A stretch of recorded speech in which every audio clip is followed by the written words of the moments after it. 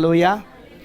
సరే, మరి రాత్రి ఇవి ముఖ్యంగా ఇవి సువార్త కూడికలు కావు కనుక ఇవి చర్చ్ మీటింగ్స్ కాబట్టి నేను ఒక చిన్న టీచింగ్, ఒక చిన్న ఉపదేశము తీసుకోవాలని నేను ఆశిస్తున్నాను.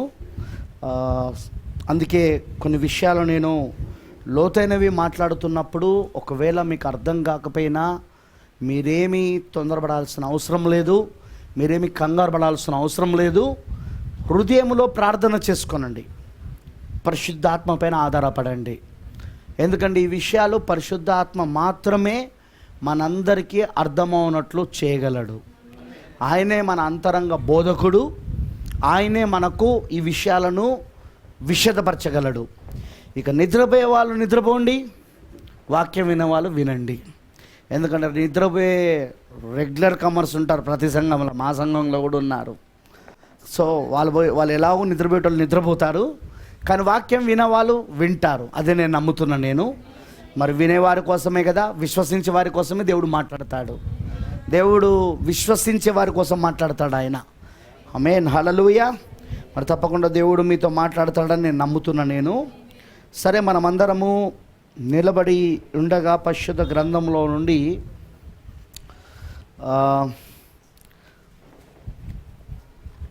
దానియేలు గ్రంథము 2వ అధ్యాయము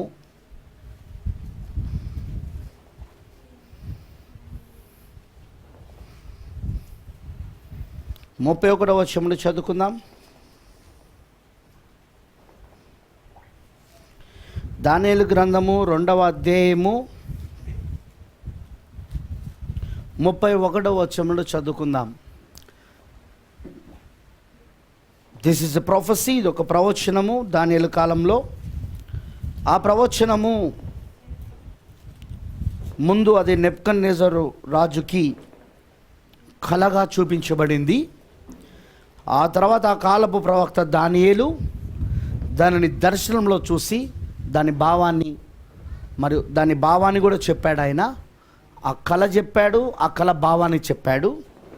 ఇప్పుడు మనమందరము సరిగ్గా ఆ కాలంలోనే ఉన్నామని, అంటే ఆ చూపించబడిన ఆ దర్శనంలో మనం ఇప్పుడు ఉన్నామని, దానియేలు కాలంలో చూపించబడిన ఆ దర్శనంలో ఇప్పుడు మనం ఉన్నామని, మరి ఇప్పుడు ఆ దర్శనం ప్రకారంగా మనకి ఏం జరుగుతుంది, మన భాగం ఏంటి, అందులో మనం ఏం కాబోతున్నాం అనే దానిని ఈ రాత్రి మీ మధ్యలోనికి తీసుకురావడానికి ప్రయత్నిస్తాను.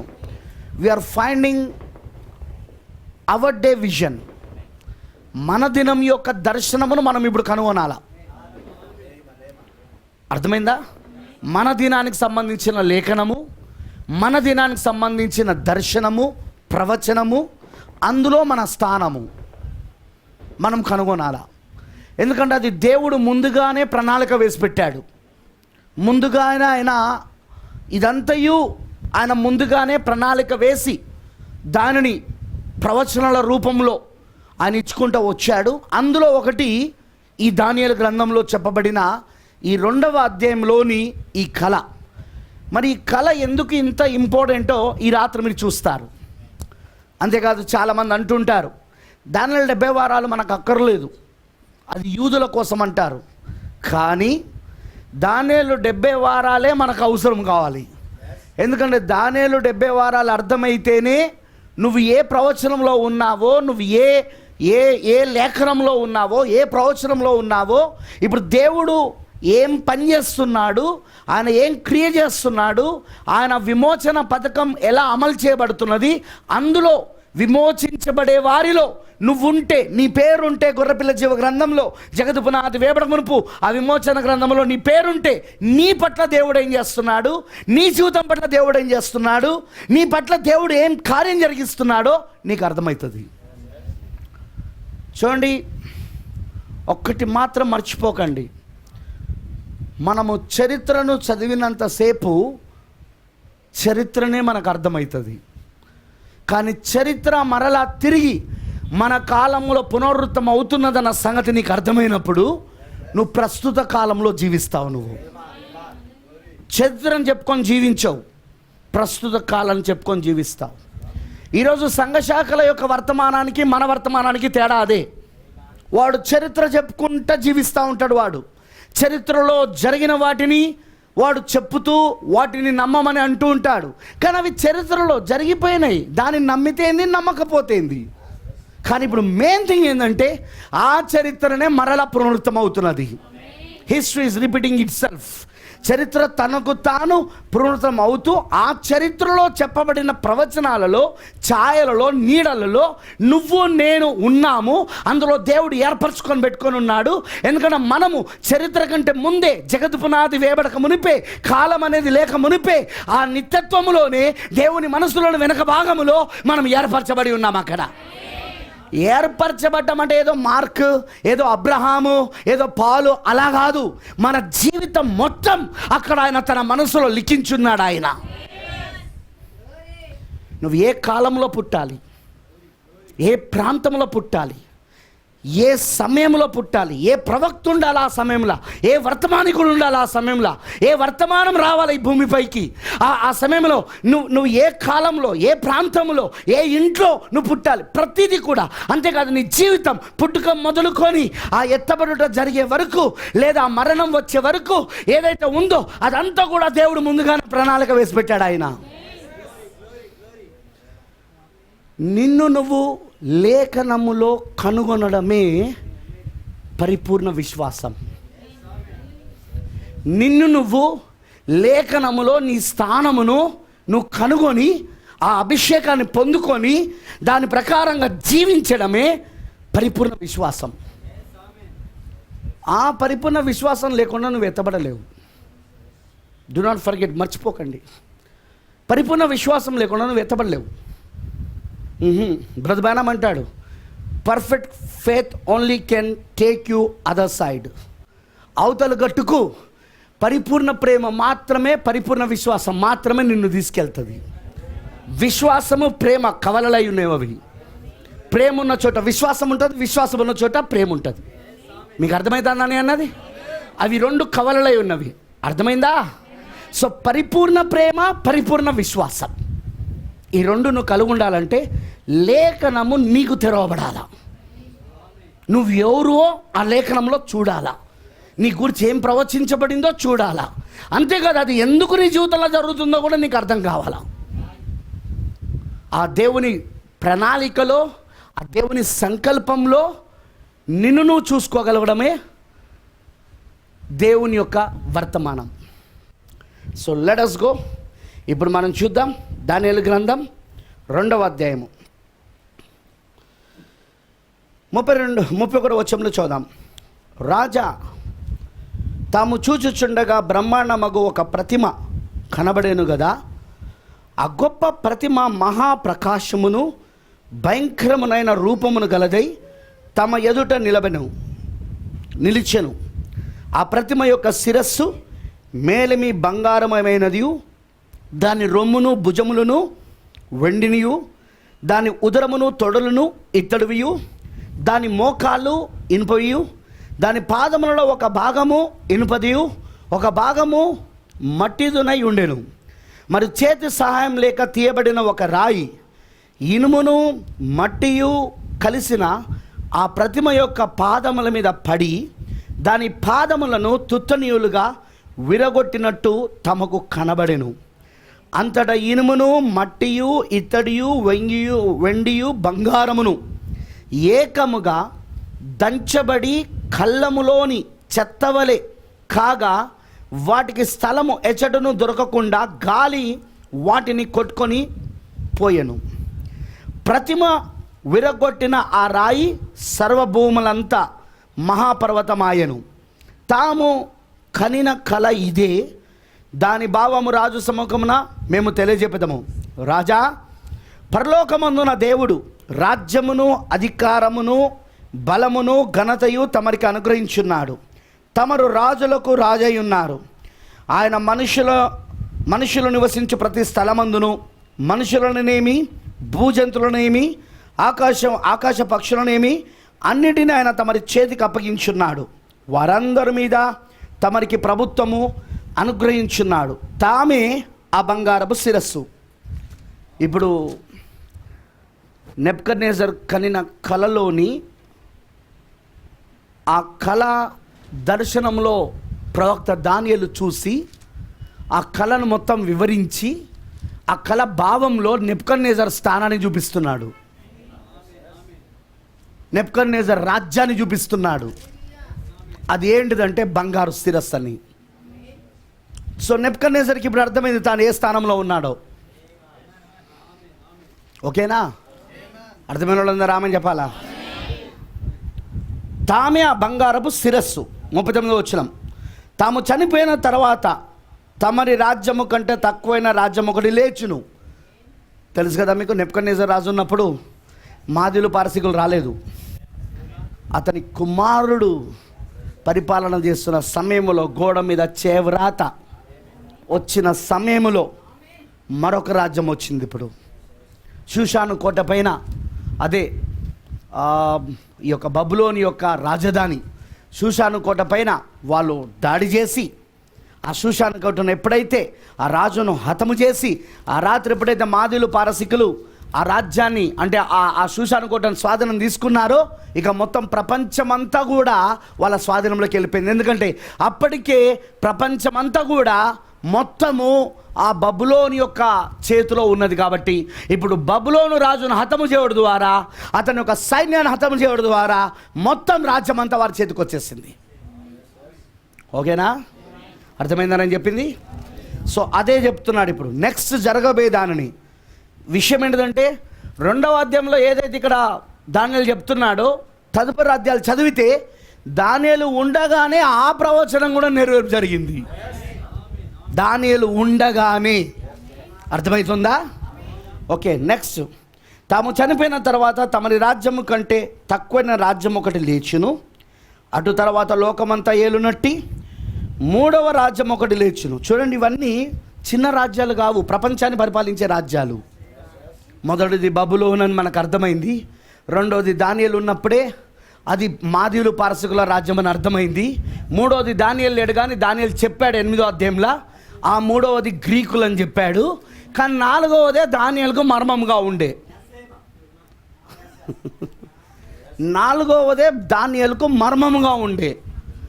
ఆ మర్మమును సమాప్తం చేయడానికి మన కాలంలో ఇంకో దానియేలు వచ్చాడు. మన కాలపు దానియేలు 7వ దూత ప్రవక్త విలియం మ్యారన్ బ్రెన్హామ్. ప్రకటన 10వ వచనం ప్రకారముగా 7వ దూత పలుకు దినములలో అతడు బూర ఊదబోచుండగా దేవుడు తన దాసులకు ప్రవక్తలకు తెలిపిన సువార్త ప్రకారము దేవుని మర్మమంతా సమాప్తమగును. ఆమేన్, హల్లెలూయా. సో ఆ మర్మము మనకి ఇప్పుడు తెలుసు, ఆ 4వ రాజ్యం ఏంటో. కానీ దానియేలు తెలియదు ఆ 4వ రాజ్యం ఏంటో. Okay, let's see. ఆయన ఏమంటున్నాడంటే 3వది లేస్తుంది అంటున్నాడు. అటు తర్వాత లోకమంతటా ఏలునట్టు 3వ రాజ్యం ఒకటి లేచును, అది ఇత్తడి వంటి తగును.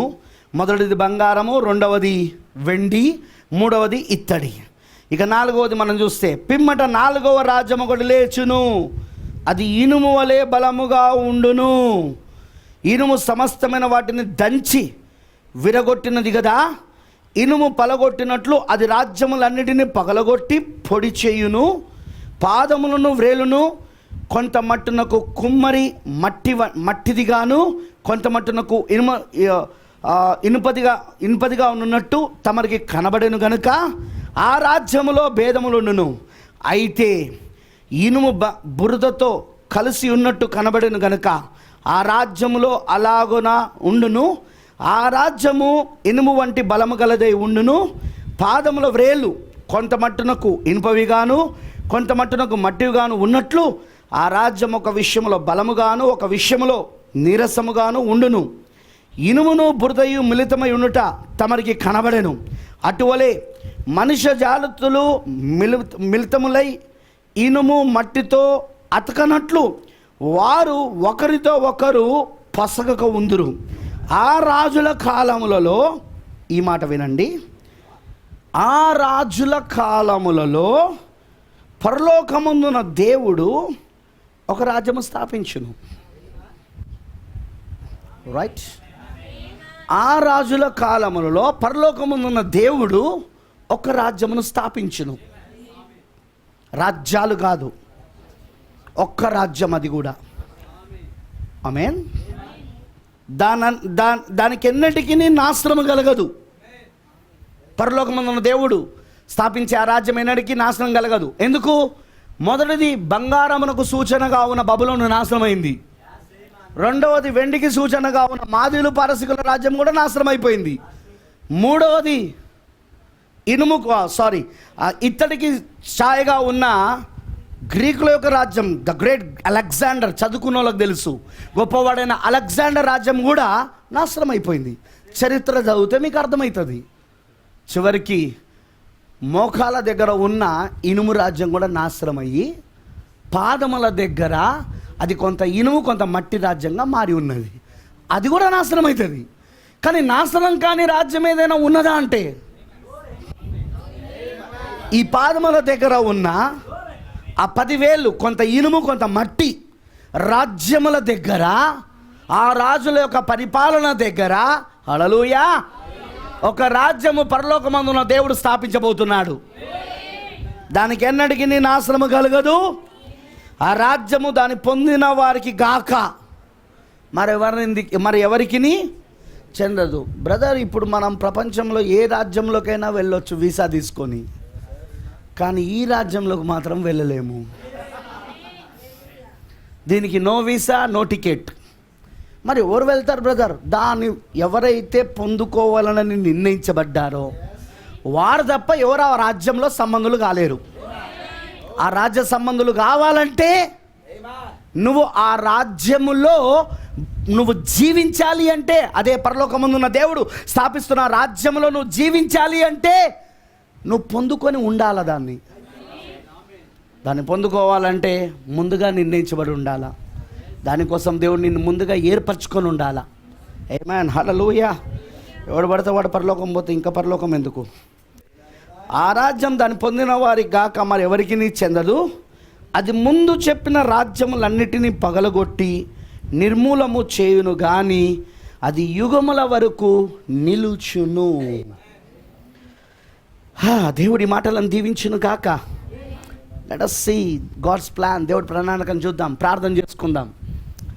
మహోన్నతమైన దేవా, సర్వశక్తిమంతుడా, కృపామయమైన తండ్రి, కృపా సత్య సంపూర్ణుడానికి వందనాలు. ఈ రాత్రి మాకు మరొక చిన్న విరామం ఇచ్చావు. కరోనా వైరస్ ప్రపంచాన్ని మొత్తము తలక్రిందులు చేస్తూ అనేక మంది మరణమునకు కారణమైంది. అది తెగులని మాకు తెలుసు దేవా. అది నీ యొక్క ఉగ్రత పాత్రను మాకు తెలుసు. ఈ వర్తమానాన్ని తరము లేదా ఇప్పుడున్న ఈ ప్రపంచము ఈ వర్తమానాన్ని త్రోసివేసింది అన్నట్టుకు రుజువై ఉన్నది. అది అందుకే ఆ తెగులు కుమ్మరించబడతా ఉన్నది.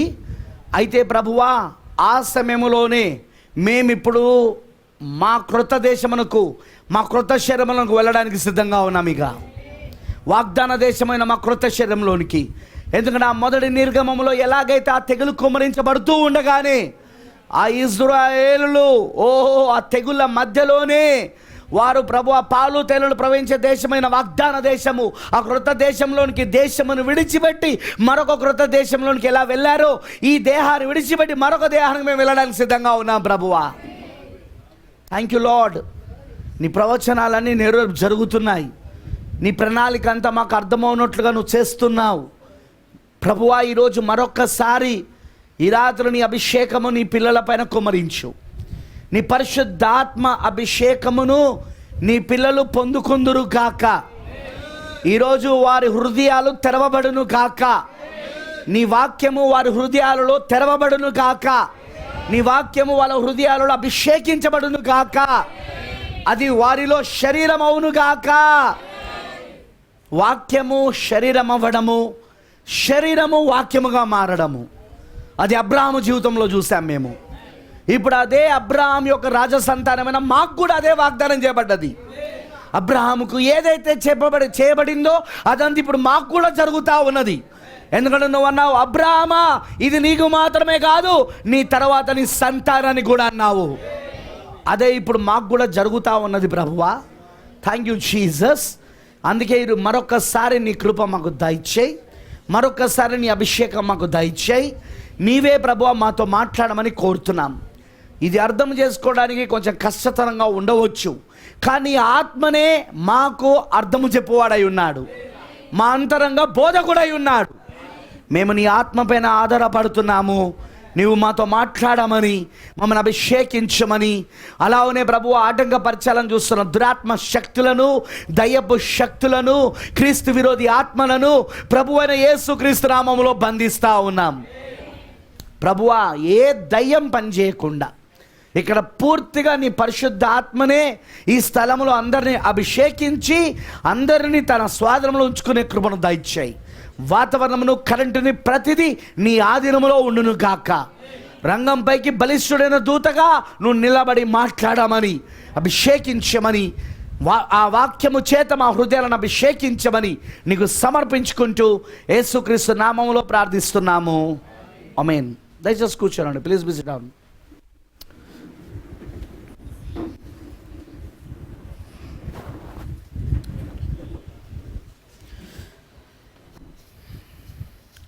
కొంచెం ఈ 2వ అధ్యాయం మీద ఉపద్ఘాతం చెప్తాను నేను, అది అర్థం కావాలా మీకు. ఫస్ట్ ఆఫ్ ఆల్, దానియేలు గ్రంథము మొదలైనదే బబులోను రాజ్యములో ఇజ్రాయేలులందరూ బానిసలుగా తీసుకొని రాబడిన తర్వాత. ఇర్మియా గ్రంథమును మనం చూస్తే ఇజ్రాయేలు మరియు మరియు మరియు యూదులు, మీకు తెలుసు కదా, ఇద్దరున్నారు, ఇజ్రాయేలు ఉన్నారు, యూదులు ఉన్నారు. ఈ ఇజ్రాయేలు మరియు యూదులు తెలుసుగా, 2 రాజ్యాలు ఉన్నాయి, తెలుసు కదా మీ అందరికీ. ఎందుకంటే సొలొమోను కుమారుని కాలంలో రాజ్యము 2గా చీలిపోయింది. 10 గోత్రముల వారిను ఇజ్రాయేలులని, మరియు ఇంకా 2 గోత్రముల వారిను యూదులను పిలవడం మొదలుపెట్టారు. ఆమెనంటారా? ఇప్పుడు ఆ యూదులు, ఇజ్రాయేలు బబులోని యొక్క రాజ్యములోనికి, చెరలోనికి తీసుకొని పోబడమే మనం చూస్తున్న ఇర్మియా గ్రంథము, హెజ్కేలు గ్రంథం. వింటున్నారా? ఏమాన్ హల్లెలూయా. మరి ఇప్పుడు మనం గమనించాల్సిన విషయం ఏంటంటే, దానియేలు గ్రంథం ఎక్కడ మొదలవుతుందంటే ప్యూర్, స్వచ్ఛంగా బబులోనులో ఉన్న సమయంలో మొదలవుతా ఉన్నది. అర్థమైందా? దానియేలు బబులోన్లో ఉండగా తాను ఈ గ్రంథాన్ని రాశాడు. బబులోన్లో జరుగుతున్న సంఘటనలను ఈ గ్రంథంలో రాశాడు. ఆమేన్. అర్థమైన వాళ్ళందరూ ఆమె చెప్పండి. మరి మీరు గమనిస్తే ప్రేమైన దేవుని పిల్లలారా, ఇప్పుడు దానియేలు బబులోను రాజ్యంలోనికి రావడము ఒక విధంగా దానియేలుకు, అప్పుడున్న ప్రవక్తలకు కూడా ఒకలాంటి కన్ఫ్యూజన్, ఒకలాంటి గలిబిలి మొదలైంది. ఎందుకంటే దేవుడు ఎందుకు ఇజ్రాయేలు దేశాన్ని, ఆ యూదులను, ఇజ్రాయేలును ఎందుకు దేవుడు ఒక అన్యరాజు చేతికి అప్పచెప్పాడు? ఎందుకు వాళ్ళను చెరలోనికి తీసుకొని పోతాడని దేవుడు ఇర్మియా ప్రవక్త ద్వారా సెలవిచ్చాడు? ఆ ప్రణాళిక ఏంటో అర్థం కాలేదు వాళ్ళకు. దానియేలు కూడా అర్థం కాలేదు. కానీ దానియేలు తెలుసు దేవుడి ప్రణాళిక ఏదో ఉన్నదని. దానియేలుకి 2వ అధ్యాయంలో కొంత తెరవబడింది. 2వ అధ్యాయానికి వచ్చినప్పుడు నెబుకద్నెజర్ రాజుకు వచ్చిన కలనే దేవుడు దానియేలుకి దర్శనంలో చూపించినప్పుడు, ఆ దర్శనంలో తాను చూసిన బ్రహ్మాండమైన ఆ ప్రతిమ, అది 4 లోహాలతో తయారు చేయబడడం, అది 4 రాజ్యాలని, బంగారము, వెండి మరియు ఇత్తడి మరియు ఇనుము, 4 రాజ్యాలు ప్రపంచాన్ని అన్య రాజ్యాలు పరిపాలిస్తాయని కొంతవరకు దానియేలుకు తెరవబడింది. కానీ ఇంకా ఆయనకి ఎక్కడ తెరవబడిందంటే దానియేలు 9వ అధ్యాయానికి వచ్చినప్పుడు, ఆయన ఇర్మియా ప్రవక్త పుస్తకాన్ని చదువుతున్నప్పుడు ఇర్మియా ప్రవక్త చెప్పిన ప్రవచనాన్ని చూశాడు. అక్కడ ఏమని చెప్పాడంటే, ఇర్మియా ప్రవక్త వీళ్ళు చెరలోనికి వెళ్ళకముందే ఏమని చెప్పాడంటే, నెబుకద్నెజర్ రాజు వస్తాడు, ఆ బబులోను రాజు వస్తాడు, ఈ యెరూషలేము గోడలను చుట్టుముడతాడు, మరియు ఈ యొక్క మందిరాన్ని పడగొడతాడు, ఇక్కడున్న ఉపకరణములన్నీ కూడా, మందిరంలోని ఉపకరణములను తీసుకెళ్తాడు, మిమ్మల్ని, మీ పిల్లలను, మీ భార్యలను, మీ యొక్క అందరినీ కూడా బానిసలుగా తీసుకెళ్ళిపోతాడు అని చెప్పాడు. చెప్తే ఏమన్నాడంటే, అయితే దేవుడు శాశ్వతంగా మిమ్మల్ని అక్కడ బానిసలుగా ఉంచాడు, కానీ 70 సంవత్సరాలకు మరలా తిరిగి మీరు ఇదే దేశానికి వస్తారు అన్నాడు ఆయన. ఆ తర్వాత మందిరం కట్టబడుతుందని కూడా చెప్పాడు. You understand? మీకు అర్థమవుతుందా? ఇప్పుడు చూడండి, ఈ ప్రవచనం ఎప్పుడైతే దానియేలు చదివాడో తను లెక్క పెట్టడం మొదలుపెట్టాడు. బానిసత్వమునకు వెళ్ళి ఇప్పుడు అంటే బానిసలుగా ఆ రాజ్యంలోనికి, ఆ బబులోన్ రాజ్యంలోకి వెళ్ళి 60 సంవత్సరాలు అయిందని. ఇర్మియా ప్రవక్త చెప్తున్న ప్రకారం ఇంక 2 సంవత్సరాలే ఉన్నదని దానియేలుకు అర్థమై దానియేలు గోనబట్ట ధరించుకొని ఉపవాసం ఉండి ప్రార్థన చేయడం మొదలుపెట్టాడు. మీరు గమనించాల్సిన విషయం ఏంటంటే 2వ అధ్యాయంలో వచ్చిన ఈ యొక్క దర్శనం ఏదైతే ఉందో ఇది మొత్తము ప్రపంచానికి సంబంధించిన దర్శనం. అందులో వీళ్ళు కూడా ఉన్నారు, ఇజ్రాయేలు కూడా. ఓకేనా? మొత్తం ప్రపంచ దేశాలకన్నిటికీ సంబంధించిన దర్శనమే ఈ 2వ అధ్యాయంలో వచ్చిన దర్శనం. కానీ ఇప్పుడు దానియేలు గోనబట్ట ధరించుకొని ఇప్పుడు ఉపవాసం ఉండి తాను దాని ఏమంటారంటే బూడిదలో కూర్చొని తాను ప్రార్థన చేస్తున్నాడు 9వ అధ్యాయంలో. ఈసారి ఆయన ప్రార్థన చేస్తుంది మొత్తం ప్రపంచానికి ఏం జరుగుతుందో తెలుసుకోవడానికి కాదు, తన ప్రజలకు ఏం జరగబోతా ఉంది. ఇంకా 2 సంవత్సరాలు దేవుడు విడిపిస్తానన్నాడు కదా, తిరిగి మేము యెరూషలేముకు వెళ్తామని చెప్పబడింది కదా, అది ఎలా జరుగుతుందో తెలుసుకుందామని దానికోసం విజ్ఞాపన చేయడం మొదలుపెట్టాడు దానియేలు. ఆ విజ్ఞాపనలో తాను మధ్యవర్తిత్వం చేస్తున్నాడు ప్రజలకు, దేవుడికి. చదవండి మీరు ఇంటికి వెళ్ళినాక దానియేలు ప్రార్థనలు. ప్రజల పాపాలు ఒప్పుకుంటున్నాడు అక్కడ, పితరుల యొక్క పాపాలు ఒప్పుకుంటున్నాడు అక్కడ. వింటున్నారా? దాన్నే మధ్యవర్తిత్వం అంటారు. యేసు కూడా చేసింది అదే కదా. మనం చేసిన పాపాలు యేసు ఒప్పుకుంటున్నాడు అక్కడ. Praise the Lord, hallelujah. So ఇప్పుడు మీరు గమనించాల్సింది ఏంటంటే ఇక్కడ చాలా జాగ్రత్తగా మీరు చూడాల్సింది ఏంటంటే ఈసారి దానియేలు 9వ అధ్యాయంలో ప్రపంచానికి ఏం జరుగుతుందో తెలుసుకోవడానికి కాదు, తన ప్రజలకు ఏం జరుగుతుంది, what will happens to Israels, అంటే ఇజ్రాయెల్కి ఏం జరుగుతుంది, అసలు దేవుని ప్రణాళిక ఇజ్రాయెల్ పట్ల ఏముంది. దేవుడు ఇప్పుడు ఈ 70 సంవత్సరాలు ఈ అన్యుల యొక్క పరిపాలనలో పెట్టాడు కదా, మళ్ళీ దేవుడు ఇక్కడ 2వ అధ్యాయంలో వాళ్ళు ఇంకా మిగతా 3 రాజ్యాల కింద కూడా వాళ్ళు పరిపాలించబడతారని చెప్పబడింది కదా. అర్థమవుతుందా? మిగతా 3 ఎందుకంటే దానియేలుకు వచ్చినప్పుడు అది బబులోను కాలం, అది శిరస్సు కాలం. కానీ ఇంకా భుజములు ఉన్నాయి, భుజములు రొమ్ము ఉన్నది, ఇంకా ఉదరములు తొడలు ఉన్నాయి. ఆ రాజ్యం ఉందా లేదా? అదే ఇత్తడి రాజ్యం, ఇదో వెండి రాజ్యం. హల్లెలూయా. ఇంకా ఈ యొక్క దాని ఏమంటారు మోకాలు ఉన్నది. హల్లెలూయా. అది ఇనుము రాజ్యం. ఆ తర్వాత పాదముల దగ్గరకు వచ్చినప్పుడు కొన్ని వేల్లో కొంత మట్టితోనూ మరి కొంత ఇనుముతో ఉన్నది. ఆ 10,000 రైట్, ఆ 10,000 రాజ్యం కూడా, ఆ 10 వేర్ల రాజ్యం కూడా ఉండబోతున్నది. వింటున్నారా? ఇదంతా ఈ రాజ్యము జరుగుతున్న సమయంలో, హల్లెలూయా, ఈ రాజ్యం జరుగుతున్న సమయంలో ఏం జరుగుతున్నదంటే దానియేలుకైతే ఒక దర్శనంలో అర్థమైపోయింది. అన్య జనుల చేత ఈ ఆగ్ర రాజ్యాలు ఏవైతే ఉన్నాయో ఇక్కడ ఈ 4 ఆగ్ర రాజ్యాల చేత ఇజ్రాయెలు పరిపాలించబడాల్సిందే. వాళ్ళకైతే ఇప్పుడు స్వతంత్రత రాదు. వాళ్ళు తిరిగి యెరూషలేముకు వెళ్ళడానికి అనుమతించబడుతుంది తప్ప, తిరిగి మందిరం కట్టడానికి అనుమతించబడుతుంది తప్ప, తిరిగి వాళ్ళ యొక్క ఆరాధనను మందిరము స్థాపించి మరలా మందిరం పునర్మించి, వింటున్నారా, మందిరం పునర్నిర్మించి ఆరాధన ప్రారంభించబడుతుంది. మరి పట్టణము, యెరూషలేము యొక్క పట్టణము, ఇల్లు మళ్ళా కట్టబడతాయి, దాని ప్రాకారపు గోడలు కట్టబడతాయి. పడిపోయిన ప్రాకారపు గోడలు, పాడైపోయిన ప్రాకారపు గోడలు, పాడైపోయిన గుమ్మములు మరలా తిరిగి లేపబడతాయి. ఏమాన్? ఇదంతా దానియేలుకు అర్థమైపోయింది. కానీ అన్యరాజ్యం, దానియేలు ప్రజలను అన్యరాజ్యం ఎప్పటి వరకు పరిపాలిస్తుంది?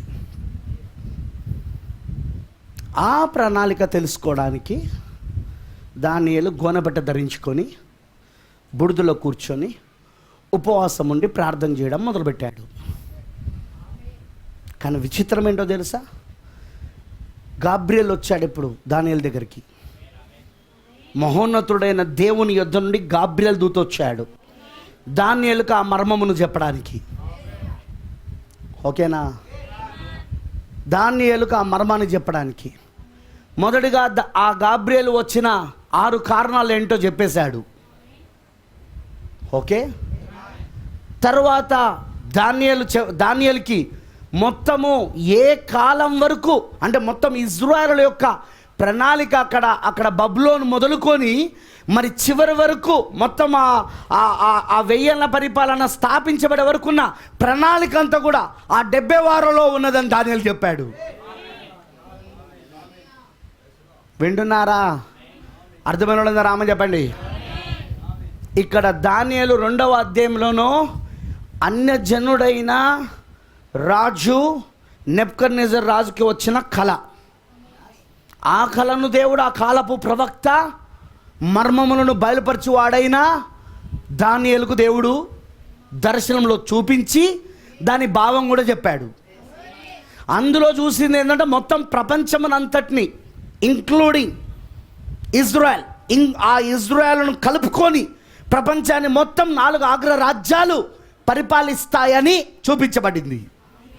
కానీ 9వ అధ్యాయానికి వచ్చినప్పుడు దానియేలు మళ్ళీ ఎందుకు ప్రార్థన చేస్తున్నాడు అంటే అసలు దేవుడి ప్రణాళిక ఇజ్రాయెల్ గురించి ఏముంది, భవిష్యత్తులో ఇజ్రాయెల్కి ఏం జరగబోతున్నది అనే దాన్ని తెలుసుకోవడం చేసినప్పుడు అప్పుడు గాబ్రియల్ దూత దానియేలు వద్దకు పంపబడినప్పుడు దానియేలుకి 70 వారాలు నీ ప్రజలకు నియమించబడిందని ప్రవక్త ఆ గాబ్రియల్ దూత అక్కడ దానియేలు ప్రవక్తకు చెప్పాడు. హల్లెలూయా. ఎన్ని వారాలు నియమించబడ్డాయని చెప్పాడు? 70 వారాలు అని చెప్పాడు. ఈ 70 వారాలు ప్రణాళిక మొత్తము ఇజ్రాయెల్ కొరకు దేవుడు చేసిన ప్రణాళిక. ఆమేన్. మీకు అర్థమైందని చెప్పింది. ఇప్పుడు ఈ ప్రణాళికలో బాగా వినండి, ఈ ప్రణాళికలో 70 వారాల ప్రణాళికలో నీకు అర్థం కావాల్సింది ఏంటంటే అందులో నువ్వు కూడా ఉన్నావు.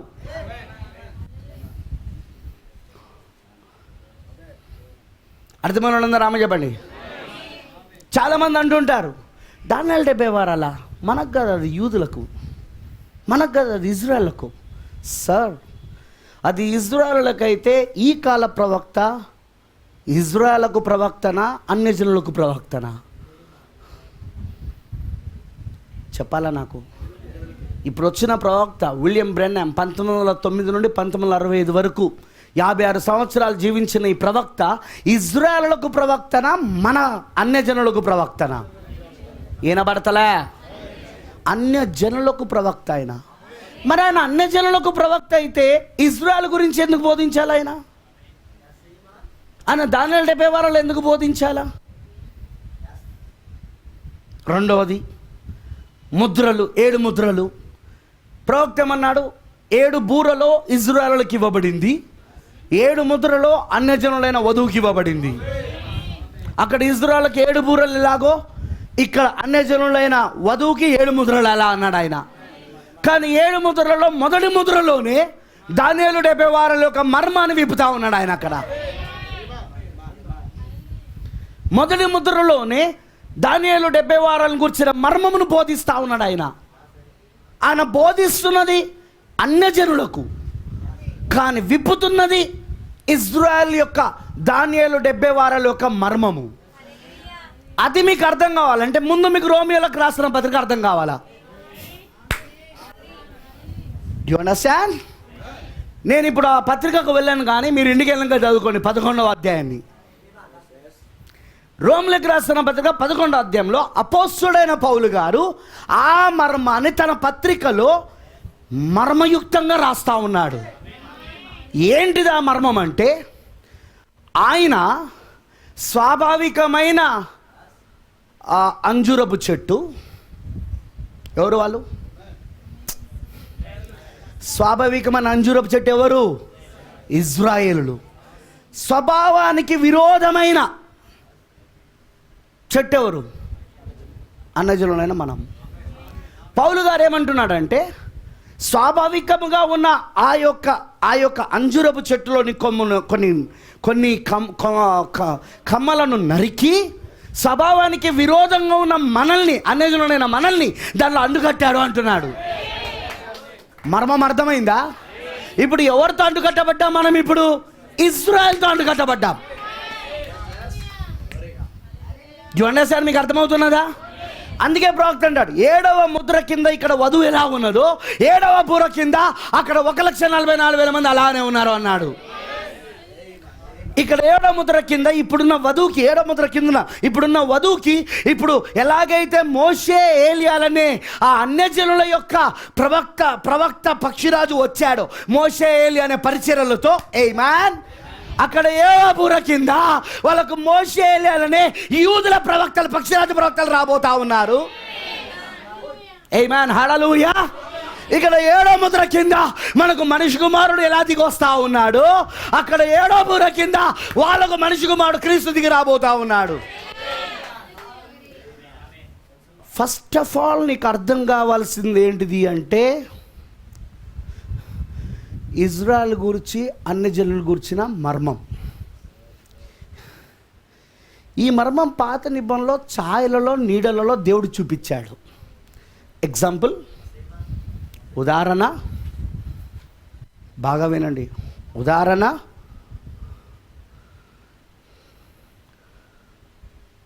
యోసేపు ఉన్నాడు. యోసేపు చేసుకున్న భార్య అసనతు. ఆమె ఒక అన్యురాలు. దేవుడు ఎప్పుడు కూడా తన రక్తమును, అంటే తన యొక్క పిల్లల యొక్క రక్తమును శుభ్రంగా ఉంచుతాడు. ఎట్టి పరిస్థితుల్లో ఆయన అన్యజనులతో వారిని వివాహం చేయడానికి ఒప్పుకోడు ఆయన. తెలుసా మీకు ఆ విషయం? ప్రవక్త చెప్పాడు ఆ మాట. ప్రవక్త అంటాడు, ఇప్పుడు భూమిపైన నిజంగా చెప్పాలంటే క్లీన్ బ్లడ్, శుభ్రమైన రక్తం, స్వచ్ఛమైన రక్తం, ఏది కలుషితం, ఆ జాతి ఈ జాతి కలవకుండా ఉన్న రక్తం ఏదైనా ఉన్నదంటే అది యూదుల రక్తం అన్నాడు ఆయన. ఒక ఇజ్రాయెల్ తప్ప వేరే వాళ్ళని పెళ్లి చేసుకోవడానికి వీలు లేదు, అన్యులను పెళ్లి చేసుకోవడానికి వీలు లేదు. అది ఆయన అలాగున్న చట్టం కూడా చేశాడు అన్నాడు ఆయన. అలాంటిది ఒక ఆసనాతును, ఒక అన్యురాల్ని యోసేపుతో ఏకమయ్యి ఆమె ద్వారా పిల్లలను తీసుకురావడానికి కారణం ఏంటిదంటే ఛాయ, నీడ. స్వాభావికమైన ఇజ్రాయెల్లో ఆత్మీయ ఇజ్రాయెల్ కలుస్తూ ఉన్నారు. ఇప్పుడు మీకు అర్థమవుతుందా? ఇప్పుడు ఆమె ఎవరంటే ఒక ఆత్మీయమైన ఇజ్రాయెల్కి సాదృశ్యం. మనం ఎవరం? ఆత్మీయ ఇజ్రాయెలులం. We are spiritual Israelites. మనం ఆత్మ సంబంధమైన ఇజ్రాయెలులం. మనం అర్థమవుతుందా? కానీ అంజూరపు చెట్టుకు మనము అంటుకట్టబడ్డాం. ఇప్పుడు అంజూరపు చెట్టుకు అంటుకట్టబడితే వచ్చే ఫలాలు మనవి కావు, వాళ్ళవి.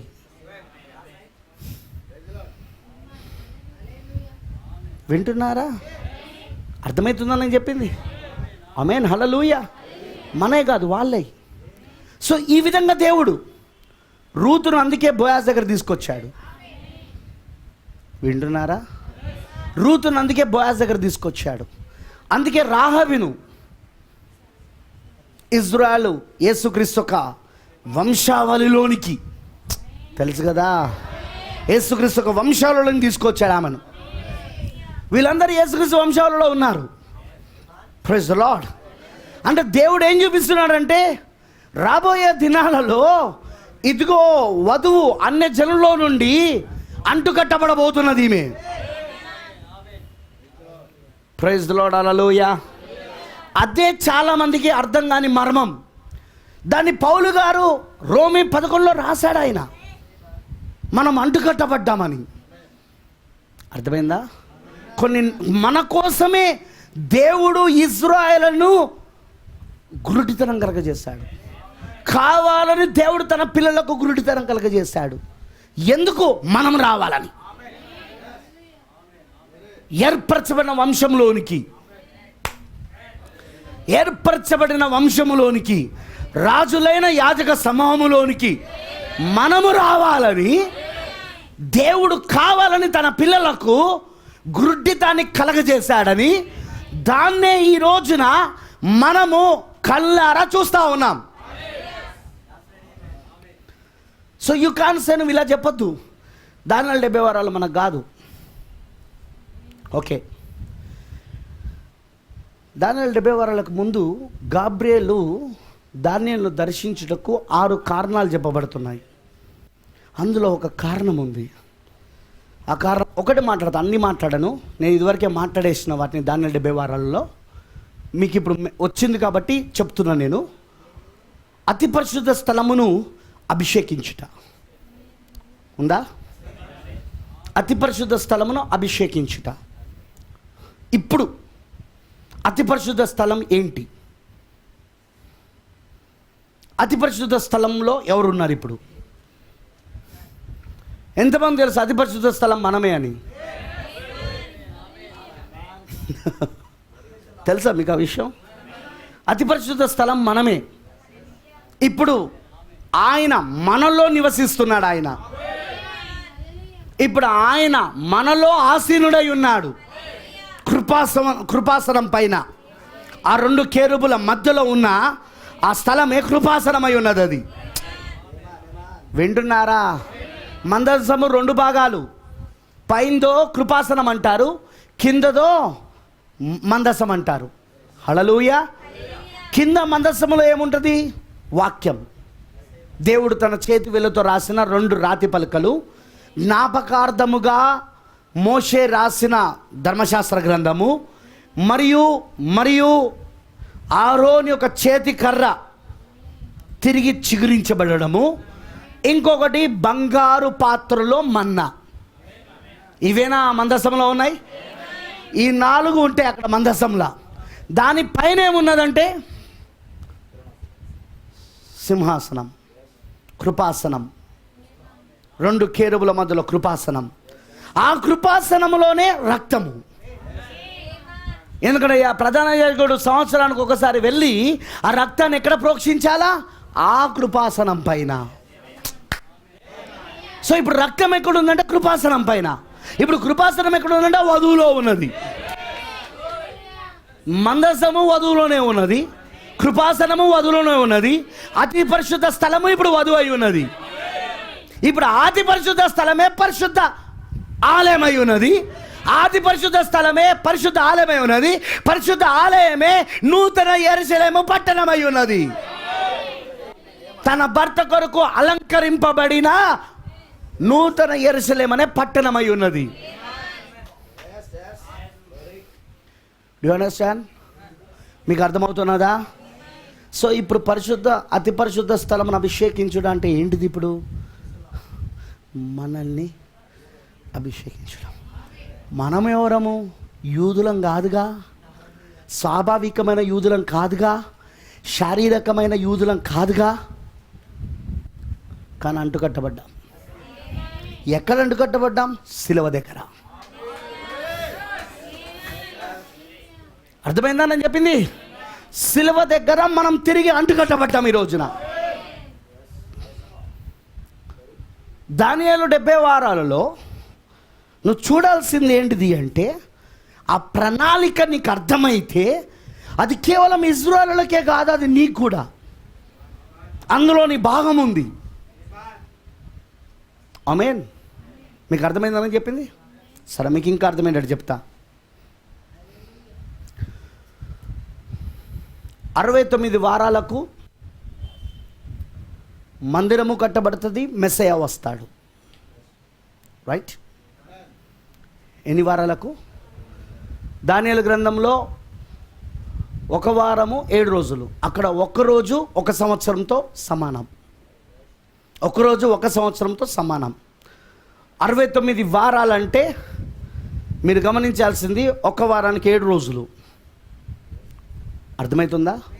అక్కడ దానియేలు యొక్క లెక్క ప్రకారం 1 సంవత్సరము, 1 రోజుకు 1 సంవత్సరం. సో ఇప్పుడు 69 వారాలలో మందిరము కట్టబడాలా, యెరూషలేము పట్టణము కట్టబడాలా, మరియు బాగా వినండి, మెస్సయ్య రావాలి. ఆమేన్. అర్థమైన వాళ్ళందరూ ఆమేన్ చెప్పండి. అందుకే ప్రవక్త అంటాడు, మందిరము కట్టబడే ఆజ్ఞ ఎక్కడ మొదలైందంటే నెహెమ్యా కాలంలో మొదలైంది. అక్కడ నుండి లెక్క మొదలు పెట్టాడు ఆయన దానియేలు 70 వారాలను. అర్థమైందా? 3 సార్లు రాజులు ఆజ్ఞ ఇచ్చారు, కానీ అందులో ఒక ఆజ్ఞనే ప్రవక్త తీసుకున్నాడు. అక్కడ నుండి లెక్క పెట్టుకుంటూ వచ్చాడు ఆయన దానియేలు 70 వారాలను. ఇప్పుడు దానియేలుకి దేవుడు ఏం చూపిస్తున్నాడంటే 70 వారాలు ఆల్రెడీ ప్రారంభమైనవి. ఈయన కాలంలోనే ప్రారంభమైనవి. ఇక నెహెమ్యా కాలములో, నెహెమ్యా గ్రంథములో అక్కడ ఇవ్వబడిన అప్పుడున్న ఆ మాదీయుల పారసీకులకు రాజు ఇచ్చిన ఆజ్ఞ చొప్పున ప్రారంభమైంది. మెస్సయ్య రావడానికి 69 వారాలు పడుతుంది. అంటే క్రీస్తు రావడానికి, అభిషక్తుడు రావడానికి సరిగ్గా 69 వారాలకు అభిషక్తుడు వచ్చాడు, మెస్సయ్య వచ్చాడు. ఆమేనంటారా? వచ్చి ఏం చేశాడు ఆయన 70వ వారంలోని మొదటి 3.5 సంవత్సరాలు ఆయన సేవ చేశాడు. ఆమేన్. 3.5 సంవత్సరాల సేవ తర్వాత నైవేద్యమును బలి కొట్టివేయబడుతుంది. మెస్సయ్య కొట్టివేయబడుతున్నాడు. ప్రైజ్ ది లార్డ్, హల్లెలూయా. అంటే ఇప్పుడు యేసుక్రీస్తు మొదటి రాకడలో ఆయన వచ్చేసరికి 69 వారాలు అయింది. అంటే ఆయన 69వ వారములకు రావాలి. ఆయన వచ్చాడు. తర్వాత 70వ వారంలో మొదటి అర్ధవారం, అంటే మొదటి 3.5 రోజులు, 3.5 సంవత్సరాలు ఆయన సేవ చేయాలా, చేశాడు ఆయన. తర్వాత మధ్యలో మెస్సయ్య కొట్టివేయబడాలా, కొట్టివేయబడ్డాడు. హల్లెలూయా. అర్థమవుతుందా? మెస్సయ్య కొట్టివేయబడ్డాడు. కానీ మిగతా అర్ధవారం ఇంకా మిగిలిపోయి ఉన్నది వాళ్ళకు. ఈ గ్యాప్లో అంటే 69.5 వారాలు ఏదైతే జరిగిందో మొదటి రాకడలో, మొదటి రాకడ పూర్తి అయ్యేసరికి 69.5 వారాలు అయిపోయింది. ఇంకొక అర్ధవారం మిగిలిపోయింది. ఇప్పుడు ఆ అర్ధవారానికి 69.5 వారాల మధ్యలో దేవుడు ఎవరిని తీసుకొచ్చి పెట్టాడంటే అన్యజనులైన మనల్ని ఆ గ్యాప్లో ఇరికించి పెట్టాడు. ఈ 2000 సంవత్సరాన్ని, ఈ 7 సంఘ కాలాన్ని. ఆమేనంటారా?